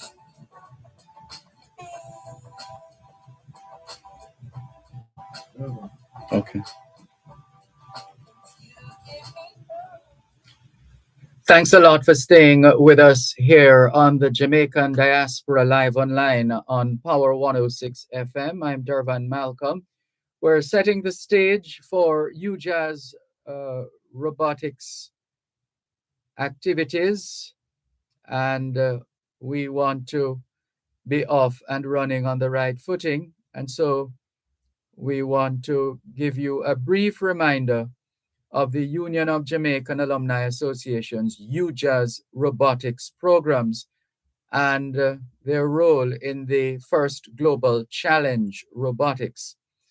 President of the Union of Jamaican Alumni Association's UJA, Donovan Wilson, will help us in that regard.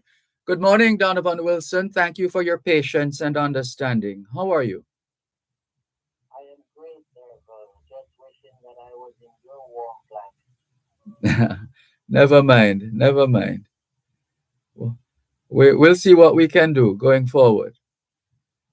Yes, but indeed, thank you so much for having us on this morning. And to those of your listeners who don't remember or who don't know, the Union of Jamaican Alumni Associations USA Inc., based in the New York tri-state area, consists of 64 alumni associations working together to promote causes for education in Jamaica, basically assisting their schools. So you name a school and they're probably a part of UJA. But today it's not just about UJA, it's about the work that we're doing with the Team Jamaica Robotics, which is set this year to go off to Athens, Greece for an Olympic-style competition from September 26th to 29th. Mm-hmm. And so for that competition, right, it's a competition that promotes science, technology, engineering, mathematics, STEM education, as everybody has been talking about these days. And UJA has been a part of this since 2018.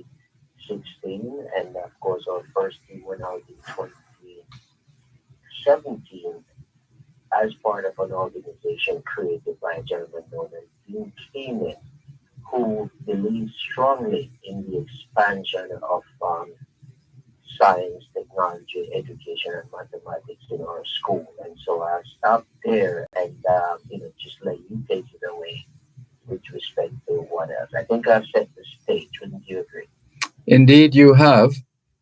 And I mean, initially, for a moment there, I was saying, hold on, which Olympics? Didn't we just have Olympics? This is the robotics Olympics. 190 plus countries will be taking part in this event. And may I remind your listeners that last year Jamaica was actually gold medalist in the Catherine Johnson category for engineering documentation.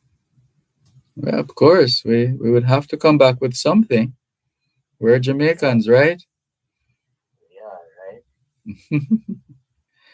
Oh, all right. So thank you for rolling the pitch for us in cricketing terms.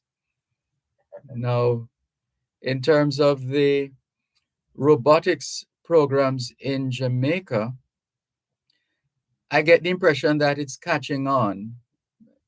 It's growing every single day, which is a sign of things to come.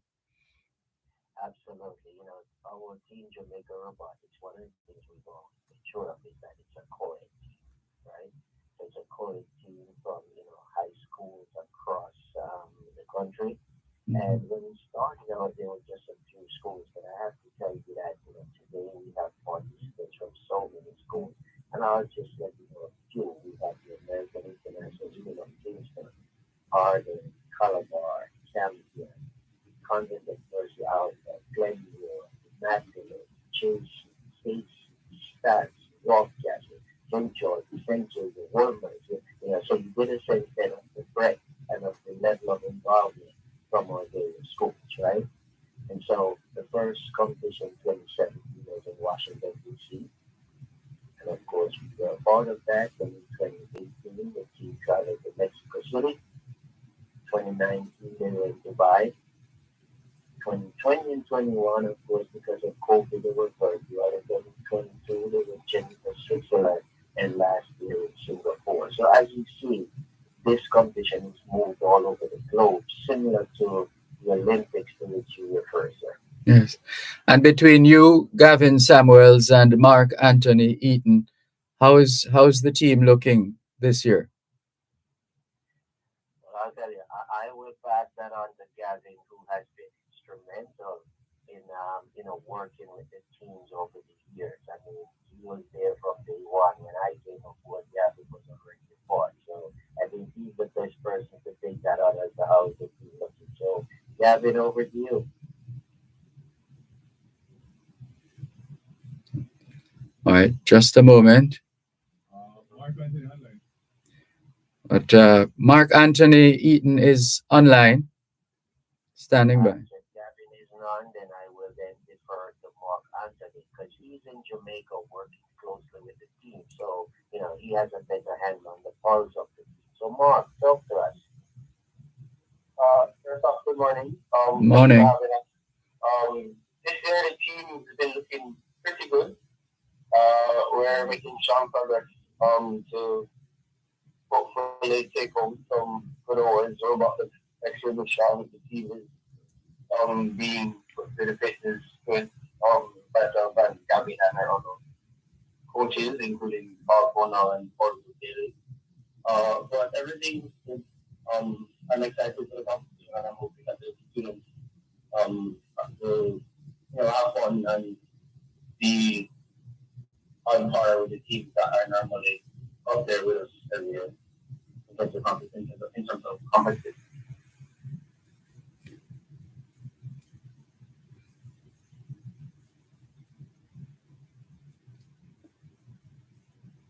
Is Gavin ready? Coach feels good now. Is Gavin on? No, not just yet. Not quite. So, while we wait for Gavin to join us, right? Mm-hmm. I want to tell you that I have been very, very impressed by the team.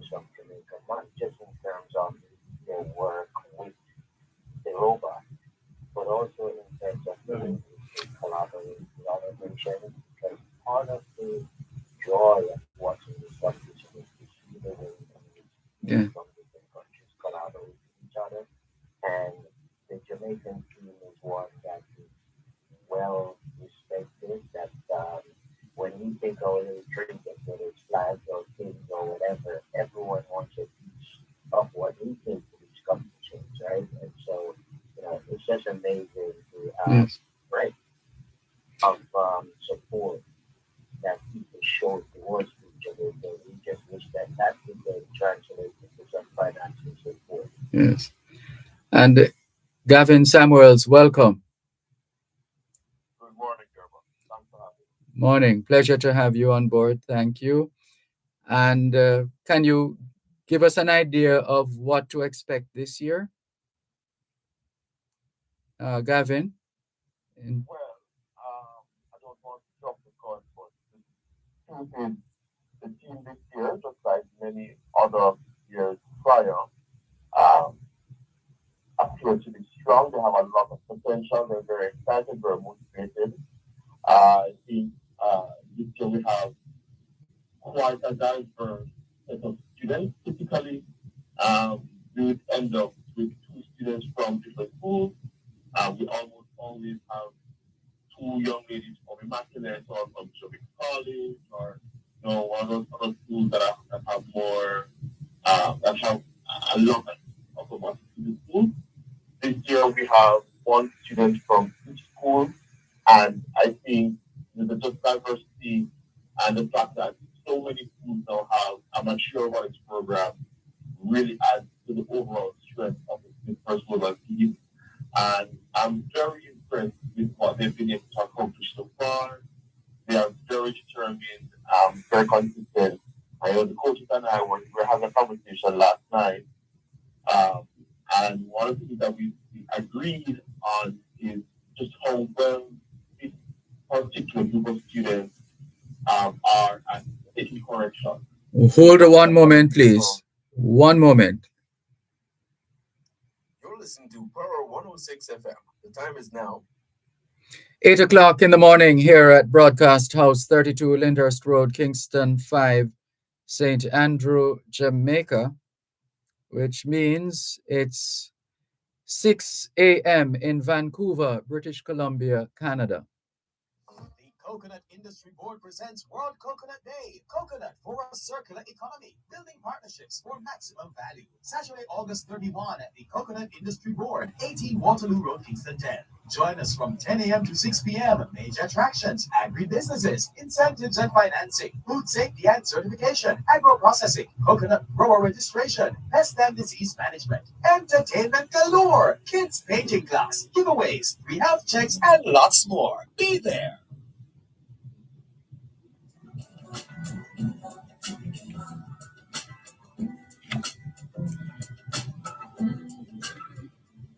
Gavin Samuels is one of the coaches for UJA's robotics program, and he was just about, as they say in Jamaican terms, in his aki, in terms of his explanation and idea, sort of sharing with us so that we have a better understanding and appreciation.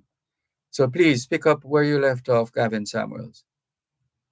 Yes, I was just mentioning that the coaches and I were talking about the fact that the jump particular the students seem to have a very strong ability to pay attention to detail and to take correction. So, those instances where just a little bit of coaching is given, the students are able to correct the path they're on very quickly. And I think that is probably their strongest overall characteristic as a team, just going into competition. So I'm very excited about the possibility of them going to represent Jamaica, and I'm very eager to see how they'll do in Greece. Mhm. And well, perhaps team captain Abigail Cato could give us an idea, because you would know the team members in more ways than one, wouldn't you? Good Yes, morning. good morning. Thank you for joining us. Yes, your response? Okay. Well, like I said, I'm very excited for us to go to Greece.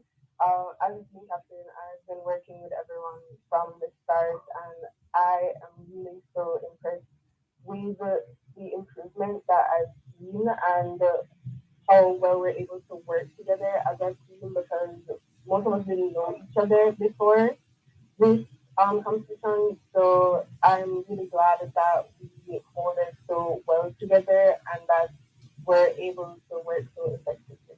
Hmm. And how did you come to be involved in this sport, robotics? Well, for me, I have been in robotics for 6 years. I started in grade 7 at my high school, the Immaculate Conception High School. We have a robotics club, and that's where I was introduced to robotics and the world of first and the first competition, starting with the first tech challenge, which is hosted in Jamaica with about 30 high schools.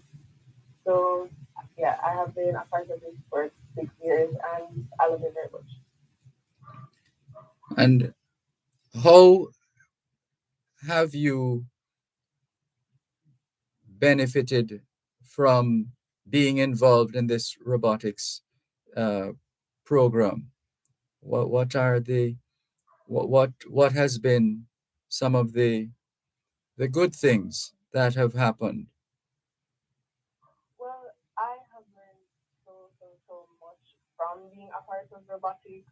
I have learned speaking skills. I've learned teamwork. I've learned about engineering and programming and the various aspects of robotics. I have interacted with so many other people and learned about them and about their experiences. And I'm very grateful for robotics and everything that it has brought to me, especially now being a part of SGC and getting the opportunity to represent my country. Hmm. All right. So, in the interest of time, do you what can you tell us, Donovan Wilson, in terms of the resources, finding the resources to be able to journey all the way to Greece? What has that been like? Um, every year, getting adequate resources for the team has been a challenge. There were a couple of years when certainly the Ministry of Education did, assist us, but we're also cognizant of the fact that there are lots of other organizations that are reaching out for assistance. And so this year, as we look at the team consists of our students from each of these schools, Kingston College, Champion, Hilaire, um, Immaculate, the American International School of Kingston, and the Women's Boys Trust. And so, as the umbrella group, we've been leaning on the Alumni Association that we're a part, and then through those own efforts of reaching out to persons and organizations, we've been looking to fund the team that way. And so I would say that even now, as we're just about 25 days away, 26 days away from the budget, if there are individuals or organizations who would like to assist us with our effort, they can certainly reach out to us, mutualusa.org, or they can call directly 917-972-5502, or they can send an email. They can email, David or myself. For me, they can email Lucha Press, that's Lucha, at gmail.com to show your support. I can tell you that we have the tickets in place for the team already. Uh, Hotel arrangements are in place. We certainly hope there is enough funds to pay for those private activities And it has always been part of our hope that when our students go to a foreign country, they can get a day or two after the competition is to learn something about that culture. So it becomes not just a trip for our bodies, but a cultural program, a chance for cultural enhancement, if you will, for the students. Yeah, so to come back to your question, the need for funds is ongoing, but we are committed to making sure that the tool gets the best experience out of the trip. Yes. And Mark Anthony Eaton, in terms of the expectations, uh, are they high, moderate? Uh, Uh, we try to keep the expectations moderate. The team, as they do every year, is, as I said earlier, looking extremely strong. So we look to be make, but the main expectation is that students have fun and they learn, and they can get back what they've learned to their high school team. But in terms of awards, um, we don't usually go in expecting awards. We just look for, we just hope we get similar strength awards to what we get at the Calvin Johnson Award or Albert Einstein. Um, maybe something along the lines of those awards. hmm. You called a couple of names a while ago. Care to enlighten our darkness? So usually the awards are named after great scientists or persons in STEM. So Captain Johnson, I believe, is Kevin. You can tell me this. I'm not exactly remembering exactly. Johnson was one of the first black scientists at NASA. I think she was called the supercomputer. So out of the award highlights persons throughout history who have been instrumental in different areas of STEM. So there is the Albert Einstein Award, which most persons will be familiar with, the namesake. That's the overall award. There's Dan King Award for Engineering Design, um, Ustad Ahmed, um, Major Benjamin Award. And these are persons who are globally renowned for their contribution to STEM.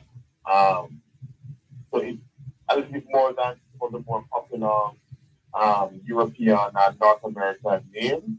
These persons would come from black background or they are probably from like Arabic or African as well. So it's a very diverse um, way to highlight these persons who have really been critical in advancement of STEM over the years.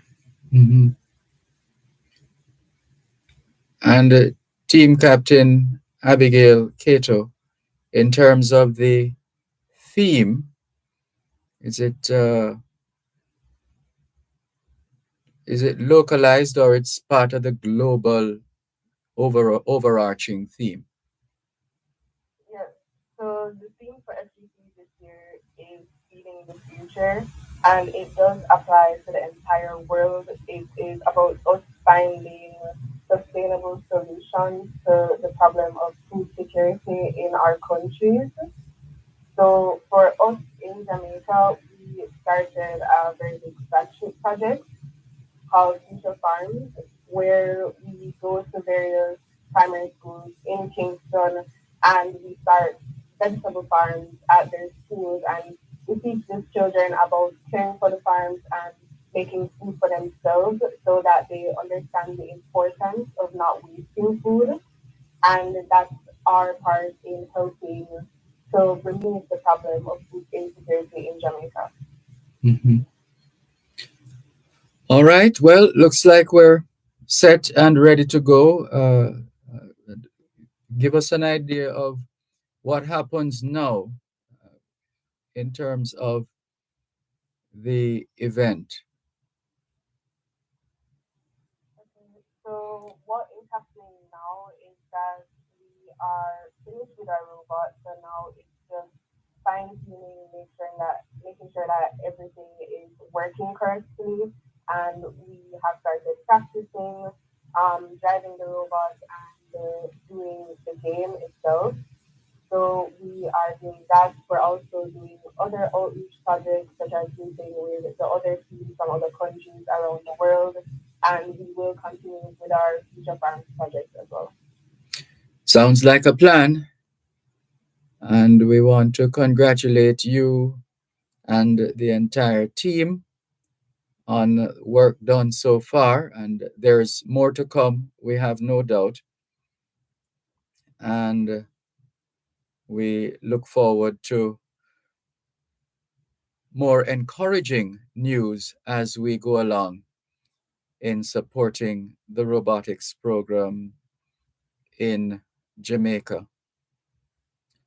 And we'd want to give each of you, in the interest of time, just a one word, a comment, or a thought.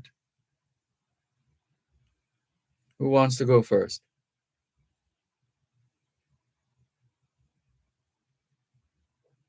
I'll go first, and my one word is thank you.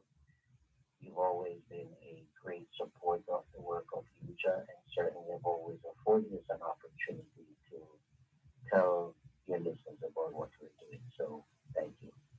Thank you. You're welcome.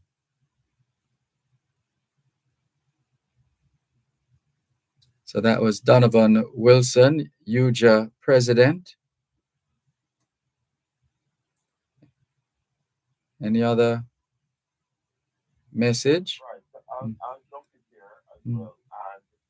And a group of persons who are sometimes overlooked that I really want to express gratitude to is going to be the parents of students that participate in the program, because we do understand it's quite the sacrifice to participate in a program like this. Students have to kind of give up their summer, and parents have to make it possible by bringing them in-person meetings, supporting them, paying for visas and stuff like that. And you really could not have done it without the support and the consent of the parents of the students. So just want to take this opportunity to really big up our parents that continue to support our students and make their participation possible. Thank you, Gavin Samuels, coach. Thank you. Who's next? Okay, I'd like to also thank you very much for bringing us onto your show and allowing us to talk about something that we love very much, which is robotics, and allowing us to bring attention to this. We really appreciate it. So thank you. You're welcome. Thank you too. Mark Anthony Eaton, coach. So I want to say thank you to first of all you very well having us on the show.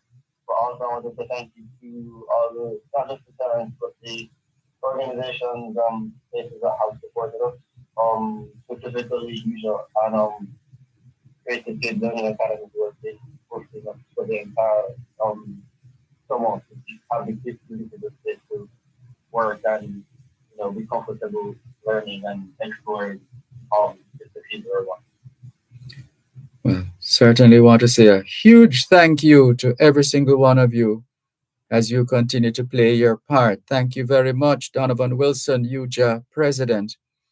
Thank you very much, Gavin Samuels, coach. Thank you too, Mark Anthony Eaton, coach, and team captain, Abigail Cato. Well done, and we have already started the cheering. just just to be excited by the the talent, the spirit, the energy, the sense of purpose of these brilliant minds. Thank you all so much, and all the very best. And we have never left your corner, so to speak. You know, people say we're in your corner. We've never left. We're not leaving. We'll continue to support your efforts. Thank you very much and all the best.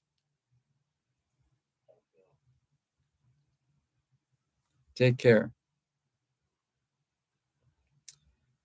Thank you very much, Donovan Wilson and the team. All the best.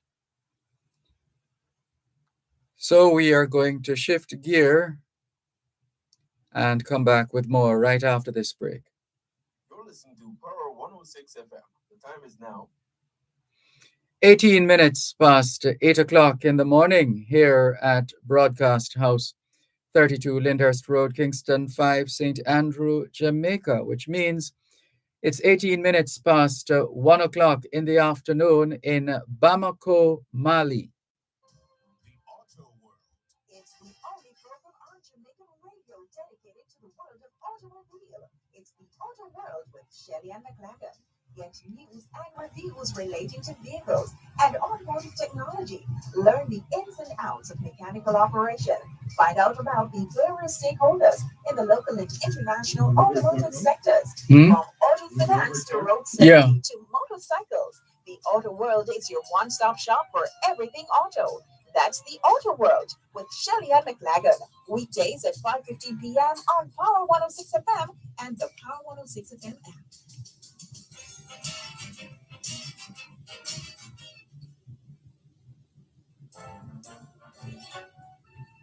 Join your favorite nighttime show, Dear Pastor, with Reverend Dr. Aaron Damas, Monday to Thursday from 9 to 11 p.m. Call in or text in and have great discussions with Dear Pastor as we exchange views on a range of subjects. That's Dear Pastor with Reverend Dr. Aaron Damas, Monday to Thursday from 9 to 11 p.m. right here on Power 106 FM, the Power 106 FM app, and go-jamaica.com.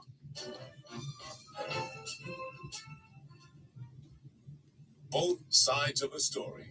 Confidence in those who serve, especially in the public sector, is vital to Jamaica's progress towards Vision 2030 and beyond.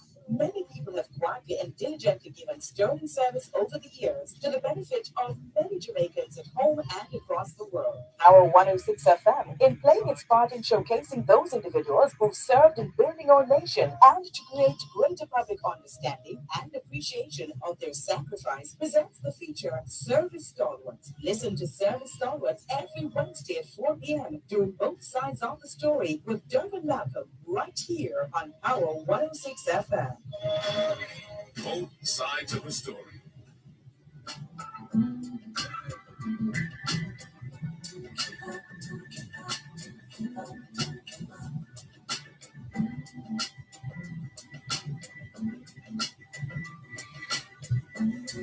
Ready? Thanks a lot for staying with us here on the Jamaican Diaspora live online on Power 106 FM. I'm Dervan Malcolm, and we are going to speak with a gentleman who straddles both Jamaica and New Jersey, to be a little more precise, and one who is quite compassionate and determined and always ready to serve. He is the founder of Help Jamaica Medical Mission and medical director at Silver Lake Hospital. Dr. Robert Clark, good morning. How are you? Good morning, Dervan. Very well. Thank you so much. Great. Thank you for joining us here on the Jamaican Diaspora live online on Power 106 FM. How did it all begin, Dr. Clark? How did it all begin? Oh boy, we go way back to I believe it was about in 1996 when at the time I was a medical student, and one of I think at the time it was purchasing who came to the United States, and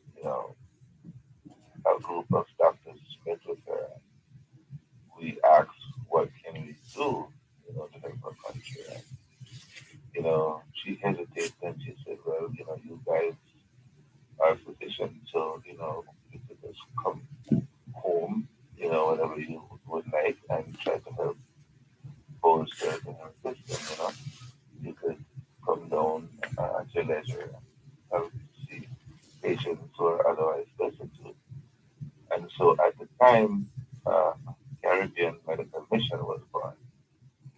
And at that point, for years, we were going to the entire Caribbean and see different, having different health cares, seeing patients all over the Caribbean. Fast forward to 2010, now I'm a full-fledged physician and um, been going around with them, doing work over the Caribbean. It dawned on me that, oh my, Jamaica needs a little bit more.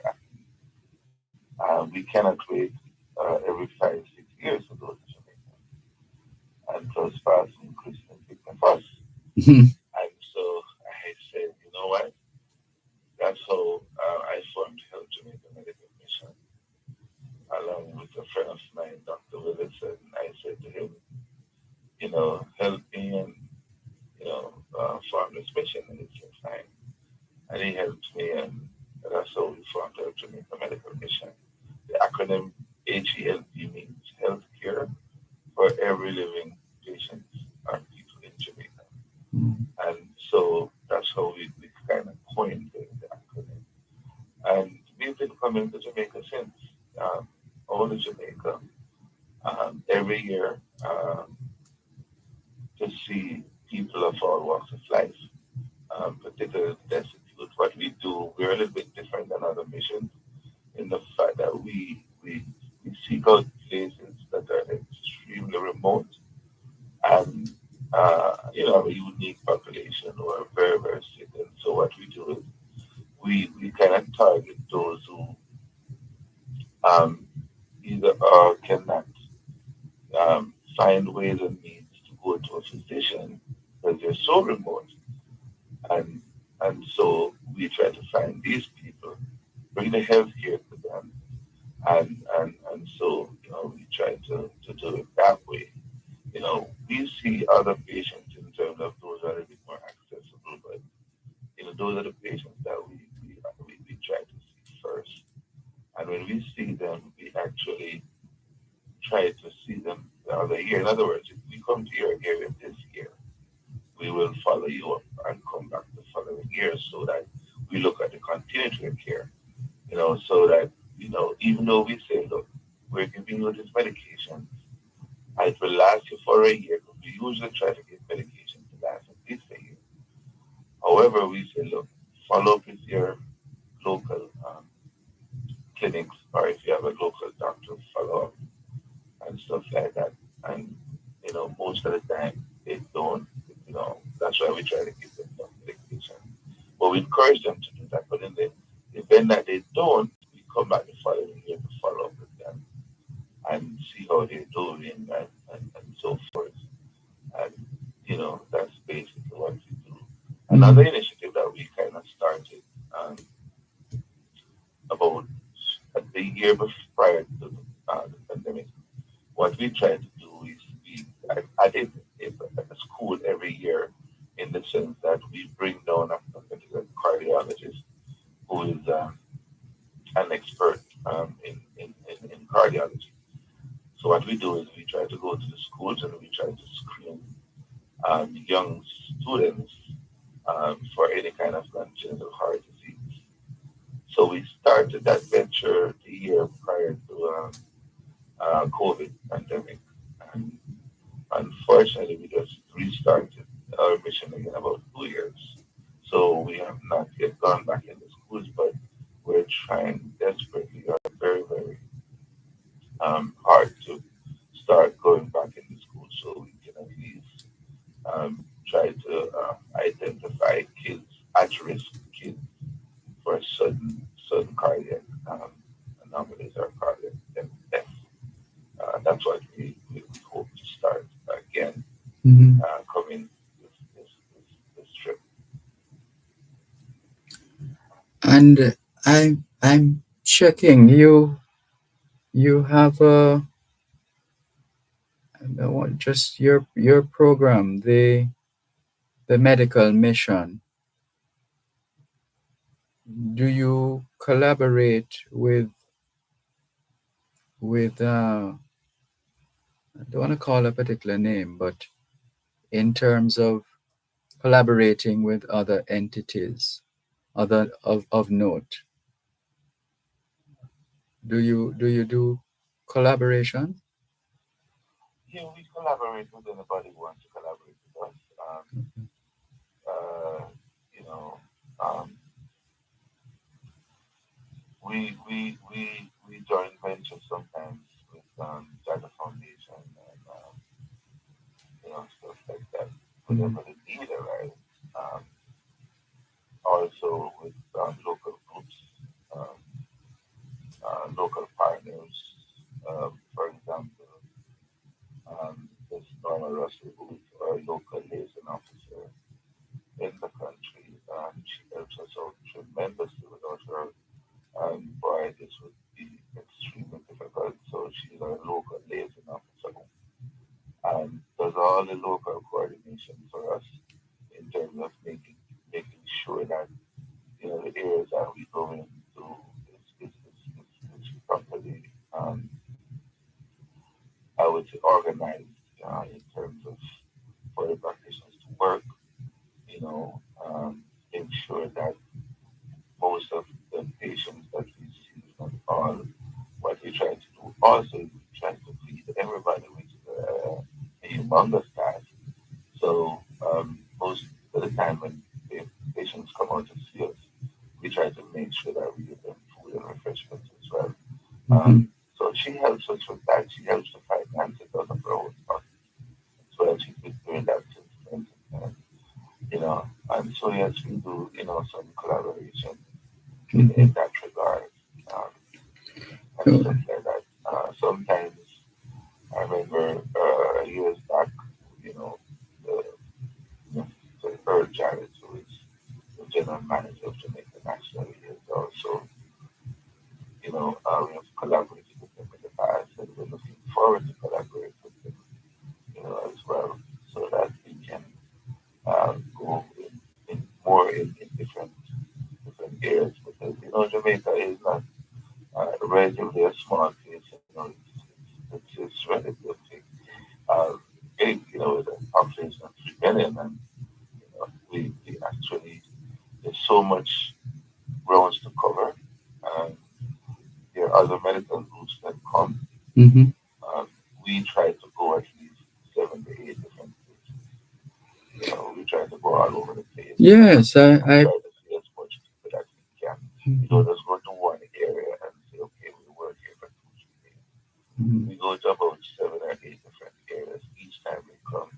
Different parishes, for example, this year, we go to St. Thomas, we go to 2 different areas in St. Thomas and different days.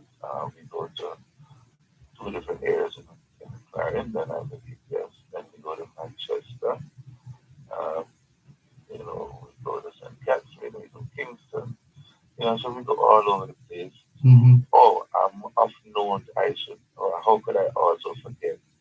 JUTC is our local collaborator as well. We also do this um, in collaboration with JUTC. We've been doing this with them for years. Mhm. They not only um, take people to work or to their homes or wherever they want to go, they actually collaborate with us with the healthcare. They really, really have been our partner, our permanent Sorry, we've partner. been so engrossed that we neglected to take note of the time. It's actually past the break. One moment, please. Help us protect Jamaica's borders. Tell us about any illegal guns coming through customs controlled areas. Call Crime Stop at 311. The time by the Jamaica Customs Agency is 8:32 on Power 106. Both sides of the story. Confidence in those who serve, especially in the public sector, is vital to Jamaica's progress towards Vision 2030 and beyond. Many people have quietly and diligently given sterling service over the years to the benefit of many Jamaicans at home and across the world. Our 106 FM, in playing its part in showcasing those individuals who served in building our nation and to create greater public understanding and appreciation of their sacrifice, presents the feature Service Stalwarts. Listen to Service Stalwarts every Wednesday at 4 p.m. during both sides of the story with Dervan Malcolm right here on Power 106 FM. Both sides of the story.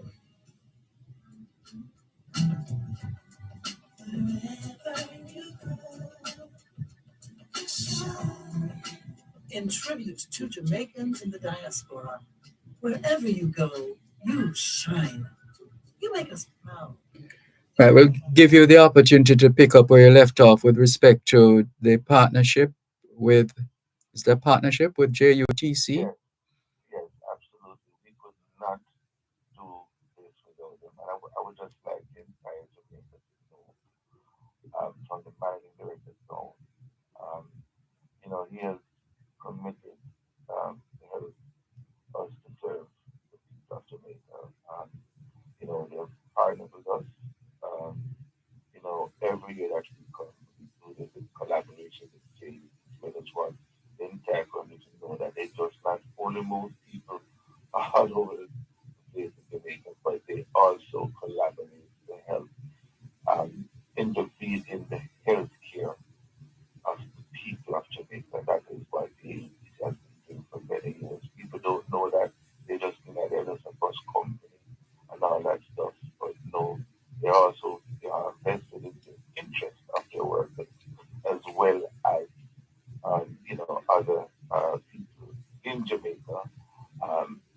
They do help us tremendously, and we do appreciate that. And kudos to them. And we look forward to this continued partnership as long as we can do these ventures in Jamaica. So our hats off to JUTC. Personally thank them for helping us, intervening in saving lives in Jamaica, not just again by taking to work and to their homes and wherever they want to go, but also they help in terms of bringing healthcare to these impoverished people in Jamaica. Mhm. Well, we thank you for the work that you continue to do in service to our fellow citizens, and we trust that all things will get better, and more of our people will benefit from that better. That is our hope, that is our dream, and long may you and the other members of the team continue to play our part in advancing the welfare of the whole human race. Indeed, as a youth growing up, in Jamaica, I've always wanted to be an active part in my country and after becoming a politician, this is the way I thought I could serve my country. Mhm. And I'm very, very proud of that. I'm happy that I am healthy enough to do that, and I will continue to do that as long as I live. Thank you for having me on your show. I appreciate it. Likewise, thank you for being with us, Thank you. and long may you continue to serve. Thank you. Okay, take care. Bye bye.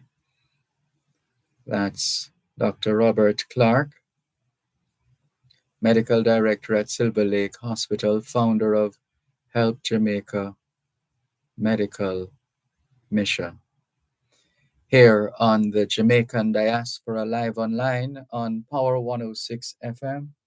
Do we have commercials to clear? No? Good to go? Okay. So we're going to,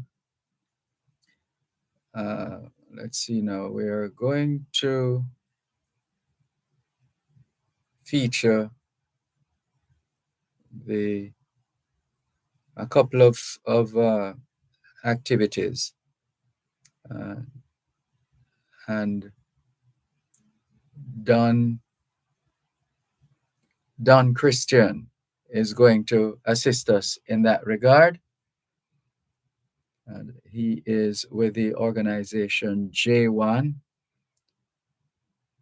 Jamaica Howard University Affinity Network, J1. Don Christian, okay, just a moment. Okay, yes, we have him. Mr. Christian, how are you? Good, sir. Good, sir. Okay. Thank you very much for joining us here on the Jamaican Diaspora Live Online on Power 106 FM. A lot happening as far as J1 is concerned, so we want to go straight to it in the interest of time. And first up,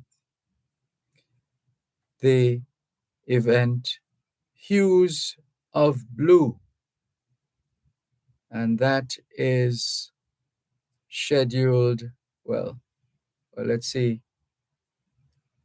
Don Christian, please help us in that regard. Of course. Well, good morning. Good morning, sir. How are you doing, sir? Fine, thanks. And you? I'm doing very well. Wonderful. And yes, indeed, we have our sixth annual fundraiser, Hues of Blue, which is taking place this Saturday, September 21st, at the residence of the Jamaican Ambassador, Audrey Marks. And we're so looking forward to this opportunity to celebrate a number of things. First and foremost, we'll be awarding 25 students a total of $102,000.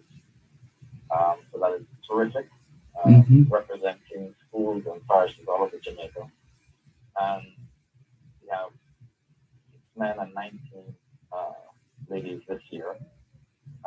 We also will have the opportunity to award our 2 inaugural Bancroft Gordon scholarships to 2 students included in that 25. And then, of course, importantly, we also are going to be honoring 2 of our J1 Impact Awardees. And this year we're celebrating a dynamic trio, so to speak. First, Kevin and Heather Reed, notable entrepreneurs and philanthropists. And of course, Vicky Madden, who is a senior architect and founder of Design HQ Limited in Jamaica. Also, community leader, philanthropist, entrepreneur, and business lady. So, 3, I should say, terrific people, 2 terrific awards going towards them. And so we're really excited to celebrate all of that with food, music, and of course, all of that. Mm-hmm. And what can you tell us about this current crop of awardees?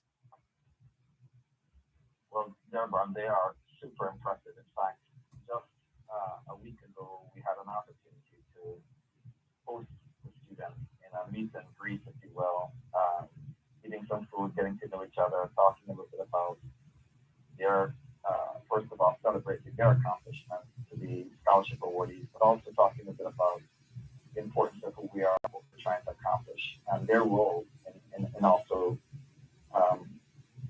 sharing the stories of impact of J1 in their communities and with others to inspire more people to participate by giving and also to inspire more students to apply.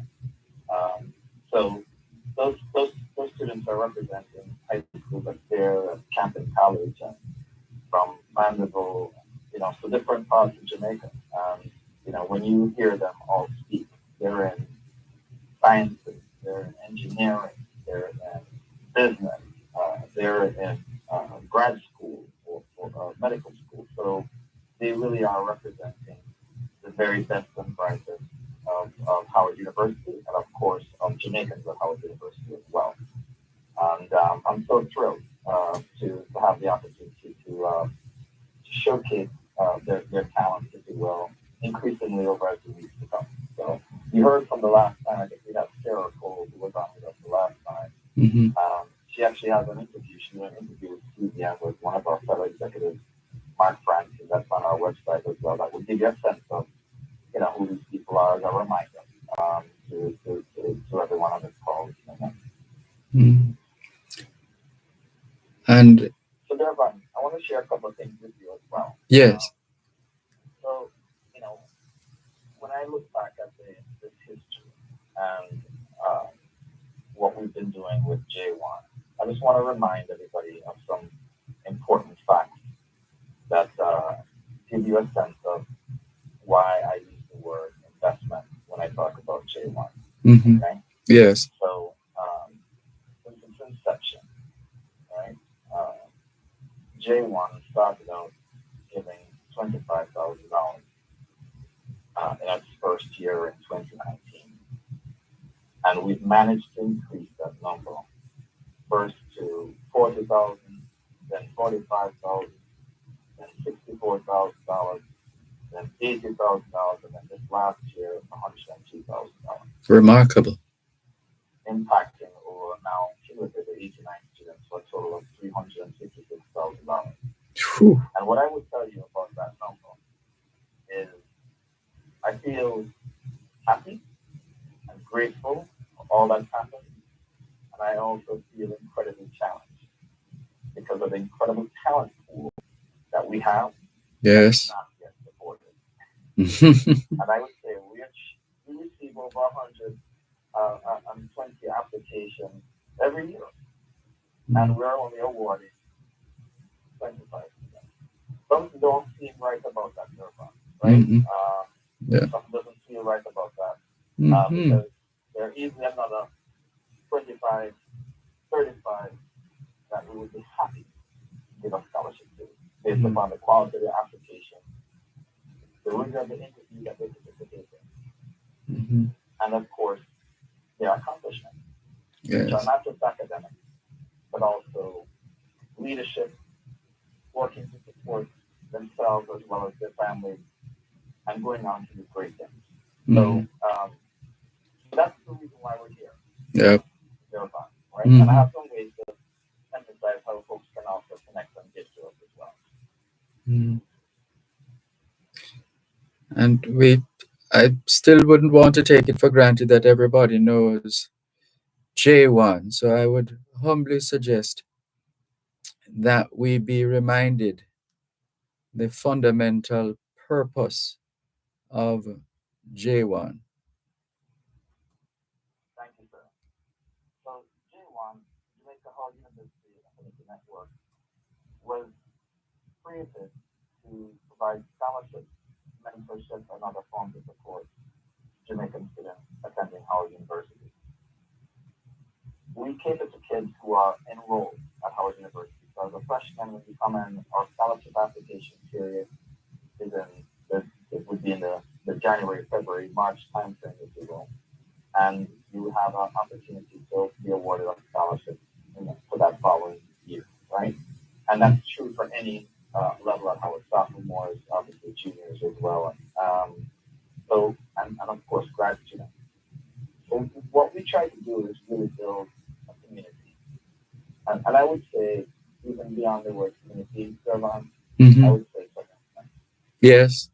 We really are marrying the energy, talent of incredible Jamaican students with the legacy and power and mission of Howard University, which is about excellence in truth and service. And that combination has been existing for over 100 years. We've been sending Jamaican students to Howard University. And there's so many leaders in Jamaica today, emerging leaders in Jamaica today, and certainly Jamaican leaders all over the diaspora who have been Howard students and are making a difference. And so when we had this great opportunity to an inspiring conversation between our boss, President Wayne Frederick at the time, and myself, I was charged to make this happen in Dervan. Found a great executive team, incredible people, all listed on the website as well, who give their time and their treasure. It's a 100% voluntary organization. We have no staff. We do our work inspired by who these students really are and what we know they're going to do in terms of making an impact in Jamaica, the United States and all over the world as well. So J1, JHUAN, but one section known as J and the number one is a movement of people dedicated to the advancement of Jamaican people through Howard University that will have an opportunity to change this world. Indeed. Well done and well said. Good. So we've done a couple of different things this year, Dervan, Mm-hmm. the opportunity to connect with us and give to us. First of all, I encourage anyone who's interested, please connect with us through our website and let us know who you are, what you're interested in, and how you want to be connected with us. But we have a number of opportunities to advertise. So if you have a business or you want to celebrate the accomplishments of a student, or you want to celebrate the accomplishments of our impact awardees, we have advertising opportunities ranging from $250 to $2,500. So if you have a business, you want to celebrate with us, that's one opportunity for you to get. Of course, you can also buy tickets for the event. Those tickets are $250. You can buy a ticket and attend, or buy a ticket and not attend. But most importantly, and I want to emphasize this, you can also donate directly to the Student Scholarship Fund.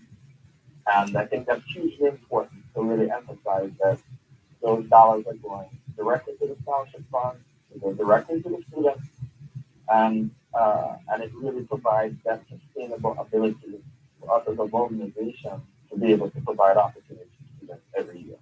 Mm-hmm. So our goal again this year is to raise at least $100,000, but honestly, we'd love to do more because, as I mentioned before, the needs are so great. Mm-hmm. So first, jhun.org, jhun.org, become a donor, give to our scholarship fund, have an opportunity that you want to share some love with one of our most esteemed impact awardees, Kevin and Heather Reed, and if you're mad buy an advertisement or support one of their honors. Or if you have a business you want to showcase, an Airbnb, luxury villa that you want to showcase, all of those are great opportunities. And as well, then you can also, buy tickets for events and just support the cause, or come join us for what's truly certain to be a fabulous evening with people dressed in all shades of hues of blue, celebrating in a joyous manner everything that we're doing with these students, with our impact awardees, with some fellowship, quality music, and entertainment as well. So Dervan, thank you again for that opportunity. Thank you as you continue to play your part and to serve and unfold, unleash the energy that you continue to demonstrate as you play your part in our country, Jamaica, land we love. Thank you so much, Don Christian.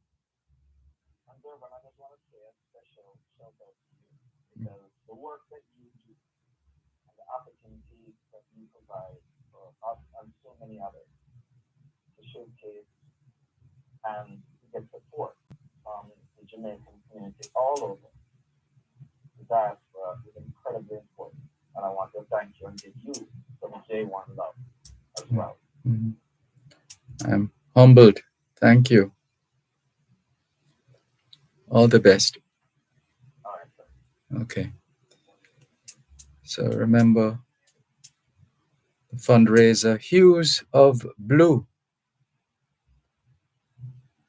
Easy to find. Hues of Blue. You can Google it. All the best. Take care. You're listening to Power 106 FM. The time is now 8 minutes to 9 o'clock in the morning here at Broadcast House, 32 Lyndhurst Road, Kingston 5, St. Andrew, Jamaica. which means it is 7:52 a.m. in Aguas Calientes. The Coconut Industry Board presents World Coconut Day. Coconut for a circular economy, building partnerships for maximum value. Saturday, August 31 at the Coconut Industry Board, 18 Waterloo Road, Kingston 10. Join us from 10 a.m. to 6 p.m. Major attractions, agri-businesses, incentives and financing, food safety and certification, agro-processing, coconut grower registration, pest and disease management, entertainment galore, kids painting class, giveaways, free health checks, and lots more. Be there. Need to know.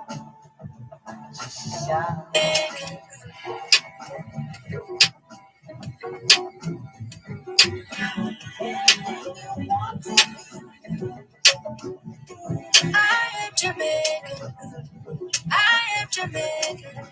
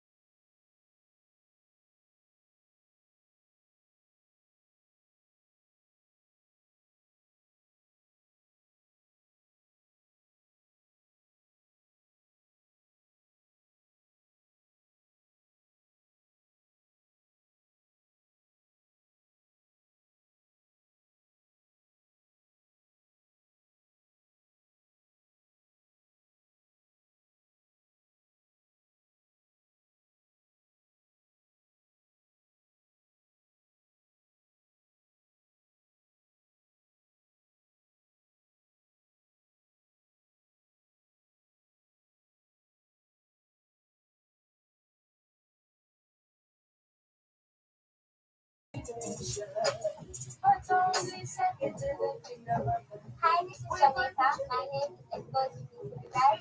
I am in sixth grade from for February. And I just want to say you guys are awesome. Keep it up.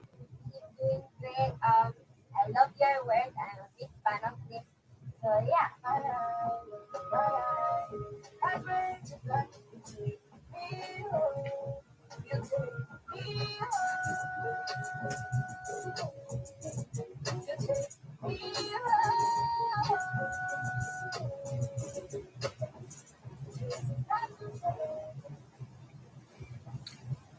This is indeed Jamaica. It is Power 106 FM, the program, the Jamaican Diaspora live online here on the station. And we are grateful, as we have been saying all morning, for all our participants and contributors to the program. We appreciate you. We thank you. We celebrate you. And to our listeners at home and abroad.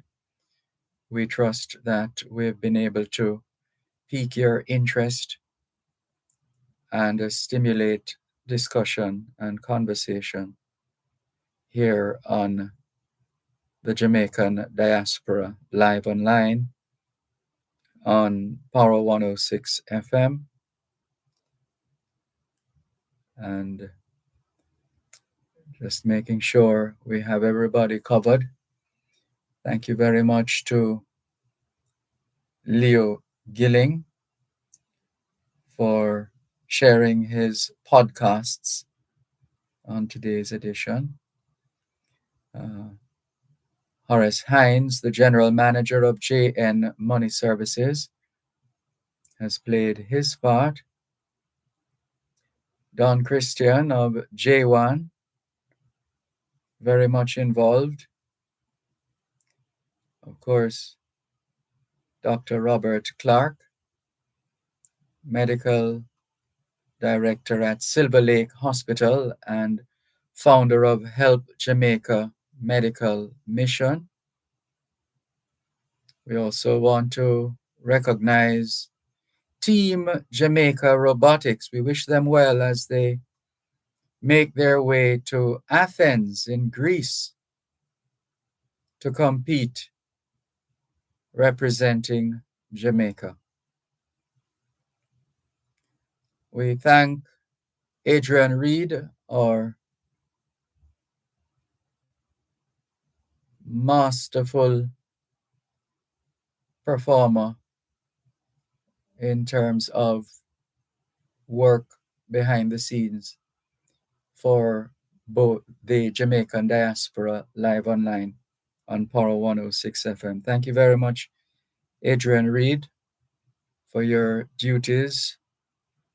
And thanks, as we said, to all our contributors and guests. Thanks to you, our faithful listeners and viewers all over the globe, for making it the Jamaican Diaspora live online. All things being well, the Jamaican Diaspora live online returns next Saturday. Till then, this is Dervan Malcolm wishing everybody a safe and peaceful weekend. Wherever you go, you shine. You make us proud. Despite our challenges at home, you never give up on us. You're listening to Power 106 FM. The time is now 9 o'clock.